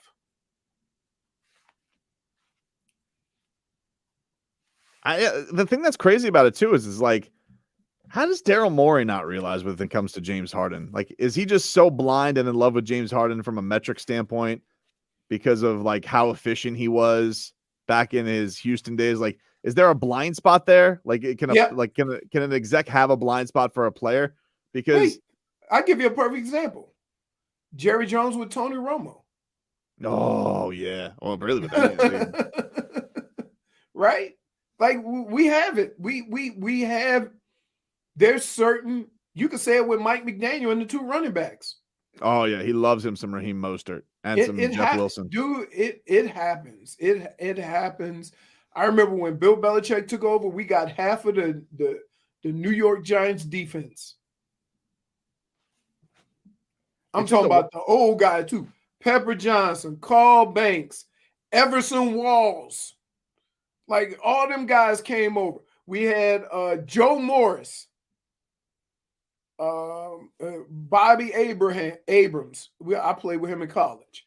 You know, there was a lot of guys that came over from New York. There's just a comfort level that people have in general. It's not just coaches. It's sometimes, hey, you ever did a job, you ever got something done around your house and you go back to the same guy, even though it costs a little bit more, you knew he was dependable? And they would say, why are you tied up with this guy? Because I know he's going to get the job done. Well, a relationship that's become very interesting is the relationship between Spo and Jimmy Butler. Two maniacs, honestly. Two competitive maniacs. They're like twins. Yeah. That's why they nearly came to blows last year. Hey, they look at each other and go, you complete me. Right? Like it's you know, it's part of, you know what? It's part of the mystique about heat culture. You have a couple of guys, you know, from UD to D Wade. Now you got Jimmy. You had Zoe. That you had a handful of guys that were basically the mouthpieces for the organization that understood how things are going to be done. This is how we're going to do it. And this is what we're going to get everybody to do. And if you have that, it's like when you think of all the players that have left New England and talk about New England, right? They all say the same things. That's kind of the excellence of that system, is that you have guys, the coach doesn't have to do it. The players start doing it. You know, that they kind of, you know, handle how things are supposed to be done. If you can get a player or a leader or a team to do that, then those are the guys that talk to the new guys that come in. Here's Eric Spoelstra after the game. This was him on the impact of Jimmy Butler. You can't quantify it. There's no analytic to it. The just a feeling of stability in the locker room, even when you're down 9. You know, in the first half when we played poorly, but you have to credit Boston because they made us play poorly. You know, there's just a settling effect that it's impossible to quantify. That, like, all right, we're in striking distance. Let's just settle into our game, and you know, Jimmy will make a bunch of plays, Bam will make a bunch of plays, and we'll be all right. And everybody can just fit into their roles. But that's what the great players, you know, do. Love it. What a night. Anytime we can make Boston sad. Man. But tomorrow, 24-hour rule. All right, listen, we got to turn the page. Right now, it's Panthers. We're shifting focus to the Panthers. What is Carolina's sports station, J-Fig? Do they have one? I'll be listening to sad Carolina Hurricanes fans tomorrow. You better bet. Don't be calling in there tomorrow only talking about Bryce Young. You better be sad. Wait. Let me ask you a question. Yeah. You think that if they have sports talk there, they're going to be talking about the Hurricanes? I don't know. It's weird because it's taking a while down here, right? And so I just wonder, they've had a lot more success than the Panthers in the last 5 years. Did you hear Chuck gave a shout out to Bobrovsky yesterday on the pregame? Chuck, yeah. Not Matthew Tkachuk, Charles Barkley. Oh, okay. Because he was doing a promo read for Panthers because it's on TNT tonight. So he's doing a Panthers Hurricanes, and I think Ernie's like, name a Panther. And he goes, well, they got Tkachuk. And he goes, what's his first name? And he knew. He's like, Matthew. And then they did the Tatum Tkachuk thing. They played that video. And then he goes, you got any other Panthers you know? He goes, Bobrovsky, he's been balling.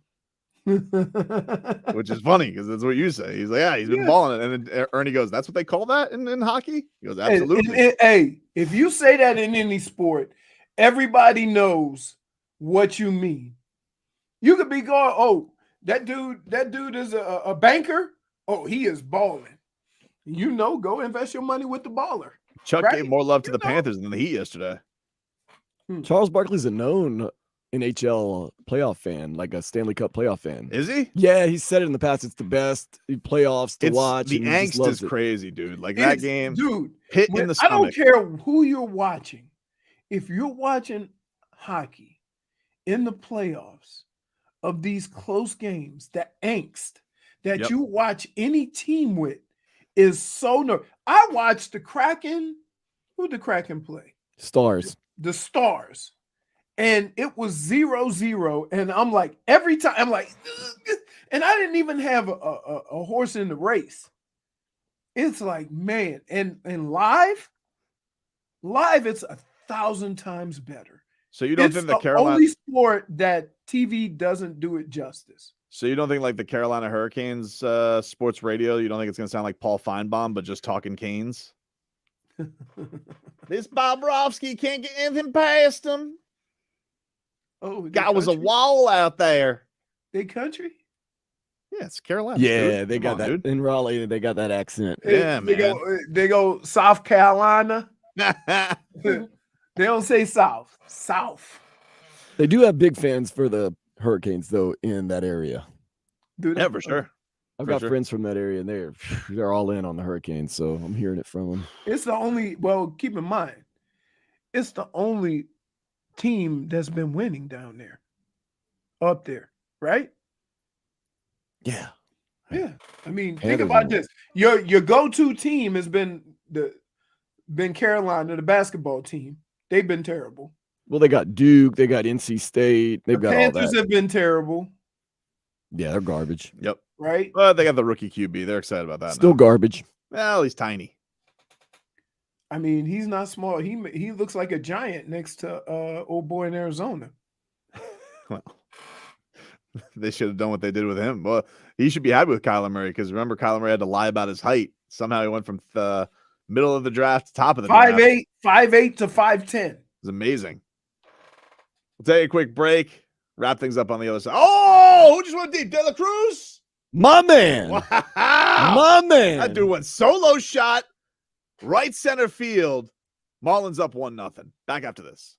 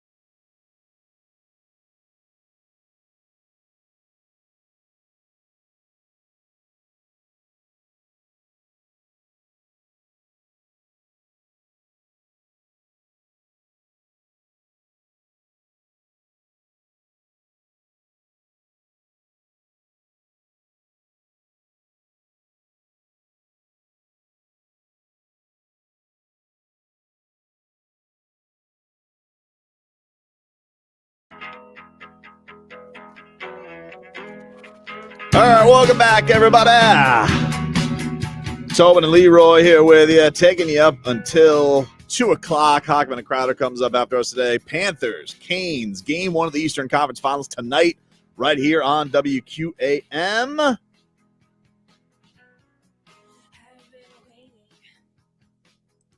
Want to let you guys know. Oh, you know what this is? I remember this song. This song is from Guitar Hero. Oh. Well, don't they have a lot of songs in Guitar Hero? I didn't know, Leroy, you were an indie rock king like that. I'm not. You just touch them all. Me and Fonz used to be on the drums, and I was on the guitar. A lot easier to play with the buttons than it is with the strings. Easier on the hands. Oh yeah. We're giving you a chance to win a photo op with Tua and an autograph, courtesy of Hollywood Collectibles. For your chance to win, text the word touchdown to 20357. That's touchdown to 20357. And you can win that meet and greet. If you don't win, still go meet Tua, all right, dude? Go to Hollywood Collectibles on Sterling Road in Dania Beach this Saturday beginning at noon. And there'll be photo ops and autographs. Tickets on sale now at HollywoodCollectibles.com. Go meet your quarterback. Go meet him, dude. You get a chance. You'll find out he's extremely personable and a good dude. Go the golf course lately? Huh? Not having. He probably get to golf the nice golf courses nowadays. Yeah. You think so? That's where he's at? Oh, or maybe he's too busy with jiu-jitsu. You never know. Dude. What? You find new and more impressive ways to be an idiot. I mean, come on, man. You think if Tua had a choice, he's going to go to jiu-jitsu class or golf in this beautiful weather? I think he would golf if he had the choice, but jiu-jitsu is part of the work now. You got to put in the work. Got to. It's important. Got to learn how to fall. Dude, the first time he does his first roll, oh my God. I don't want to do the show the next day. Oh, I can't wait. It's going to break. You're not even right there. So quick. Like a cat. Dude, this is unbelievable, this tournament. By the way, speaking of animals. 1, 2, 3, 4, 5, 6, 7. There is only 8 guys of the 156 under par. Damn. That's unheard of. That's crazy. Speaking of, you see yesterday, Zac Gallen, former Marlins pitcher, now he's on the Diamondbacks. He was actually the guy they traded for Jazz Chisholm. Really good pitcher. Killed a bird. Full Randy Johnson yesterday in the warm-ups, Leroy. J-Fig. Yep. J-Fig's favorite pitcher. Samesies, dude. We got a couple of murderers. J-Fig, Zac Gallen. But I will say this. He doesn't take a picture cuddling with a big bird. By the way, that bird you were cuddling with is the hugest bird I've ever seen in captivity. But they do say that about birders and murderers, is that they like to have like trophies and souvenirs, you know. And J-Fig likes, you know, like she has like a bird killing scrapbook. Yeah, where is it? I don't know. You tell me. This is the first I hear those. You and Zac Gallen. Is he your new favorite pitcher? J-Fig is funny because usually we see birds on the little perch outside. You come, no birds. One got in front of me while I was driving today. Did you hit it? Very close to. Yeah. So how are we about ducks? You know, because ducks they don't understand the rules of the road sometimes. Oh, ducks got that attitude, man. They look at me, they quawk at me. They're happened with me yesterday. I was like driving around a parking lot, duck wouldn't move. I'm like, hey man. Well, you did hit a possum for a home run. So I didn't know that possums didn't get rabies. If I knew that, I would have let them live. Really? I thought it was him. I thought it was him or me. You know, in a moment of survival. Have you ever heard of an animal? Wait, why have is you this ever so heard of killing a animals? possum tearing some stuff up? It's him. He's killed more animals than I ever have. And Kill I've never birds? killed any. Tobin's No. killing random opossums and raccoons or whatever. Well, no, I mean, I would never. I think I know a raccoon can get aggressive, but I was unaware that a possum couldn't get rabies at the time. I mean, Dan Day, it was like 4 a.m. It was, you know, it shows you those teeth. and I thought that was I don't coming for recall me. it being 4 a.m. It Liar. was something when Liar. no, I think it was 4 a.m. because it was Liar. dark. It was dark. It was still when we were doing morning drive. I love animals. I don't even eat meat, and you guys are sitting there just Wait a minute. I'll eat some meat. putting things down. Wait a minute. Dan, You eat meat? you're a vegetarian? At home, I'm vegan. Vegan? But That so would hold on. explain a If, lot. Why don't you get a piece of meat, skinny boy? like why Jeez. don't You're you like, withering away. so Dan, like if you telling me if you came to a showdown with a marsupial and it had teeth showing at you, you don't think that you'd defend yourself? No, that's different, man. If you're trying to stay alive, so you were in life or death, yeah, man. It did not come after you. No, it wasn't a standoff. But he was know. testing him. Look, we're Leroy. We're from that place where you test us. Look, Yeah. you or me. Yeah, like you But guys. see, the only difference between Tobin and New Orleans is somebody would have cooked it. Yeah, like what's that thing? What's that thing you guys call muskrats in New Orleans? That's my Nutri-Rats? Nutri-Rats? Nutria. I've had Nutria. Yeah, Yeah, Dude, exactly. They're rats. The smallest one is this big, dude. They're like a big beaver. Yeah, so like if you saw one of those on your front porch and it just stared down at you showing teeth, you wouldn't make a move. Yeah. I'd go out the side door. I feel bad. You know, I'm not proud of it, but then I feel like I made up for it. Your No, antics fuck when about you it. explained it. He says he said I confronted a possum and Don't forget though, I did make up for it because I saved a hawk's life. I think. I mean, I don't really ever know what happened to that hawk, but like I did. Do you carry weapons on you? Is another thing. I came home one. How did you off this This raccoon? Or we this tried to possum? save a squirrel, little Ricky. Rest Yeah, in peace. you tried to let that thing live in your I house. miss little Ricky. But I thought that hawk was gonna, I thought it was curtains. And then when I brought the shovel to scoop it up, it started moving. And so I See? brought it to animal rescue. Oh, nice, buddy. Did you give a donation or did you just say, No, my donation The was donation the bird. was the bird. Yeah, I don't blame you. Come on. Donation. Whenever I I go saw to- that on the form too. It's like donate. I'm like, I thought I was here to save animals. Hey, They try to you make know feel what? bad, but I'm like, I would have nah. gave a donation if you would have came and got this bird. Right.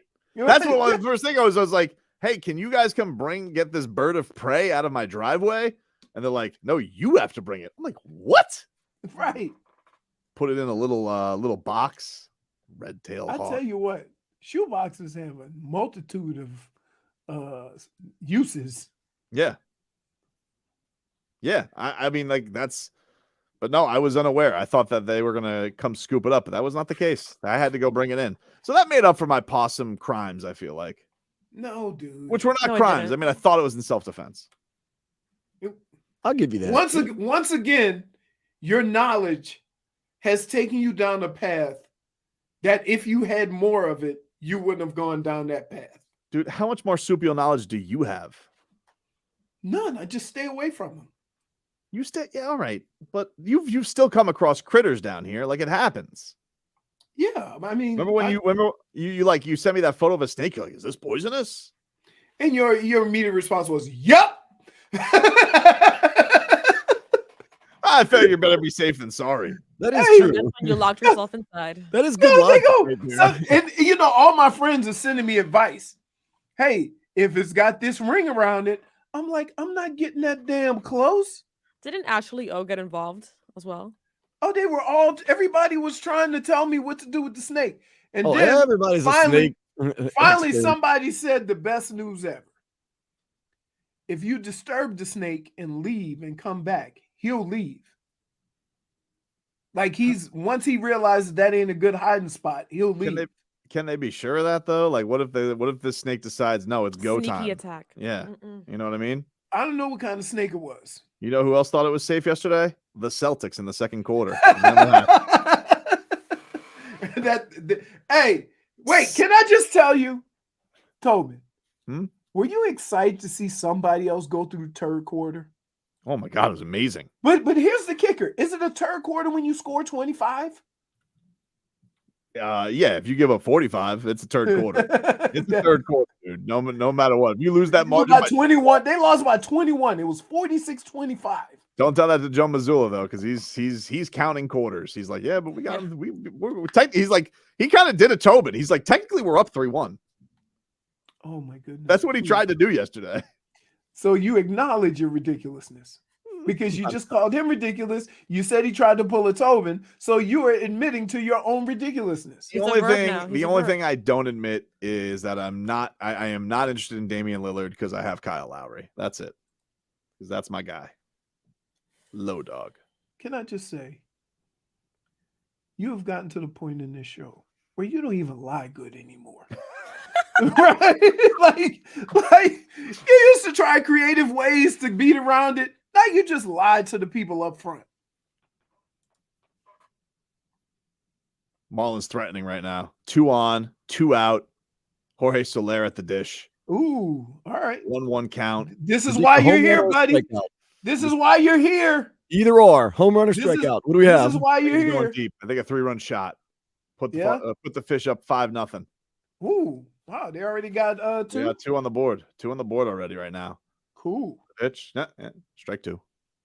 You gotta avoid that. I'm not gonna have time to finish this. You guys are gonna have to go listen to Kyle Seeloff, I guess. I don't know. I like a pitcher though who's got a mane. You know, this guy's got it going on. You got a lot of hair on that face and beard and hair and head. All right. Well, this bat's going too long. All right, guys. We'll talk to you guys about Hogman and Crowder coming on up. The party continues with them. Game night. Got day and night tonight, and then a little Panthers Canes game 1. We'll talk to you guys tomorrow. Tobias Harris over me? Over me? Oh, who just went deep? De La Cruz? My man. Wow. My man. That dude went solo shot, right center field. Marlins up 1-0. But I do get the warm and fuzzies. Oh, wow. When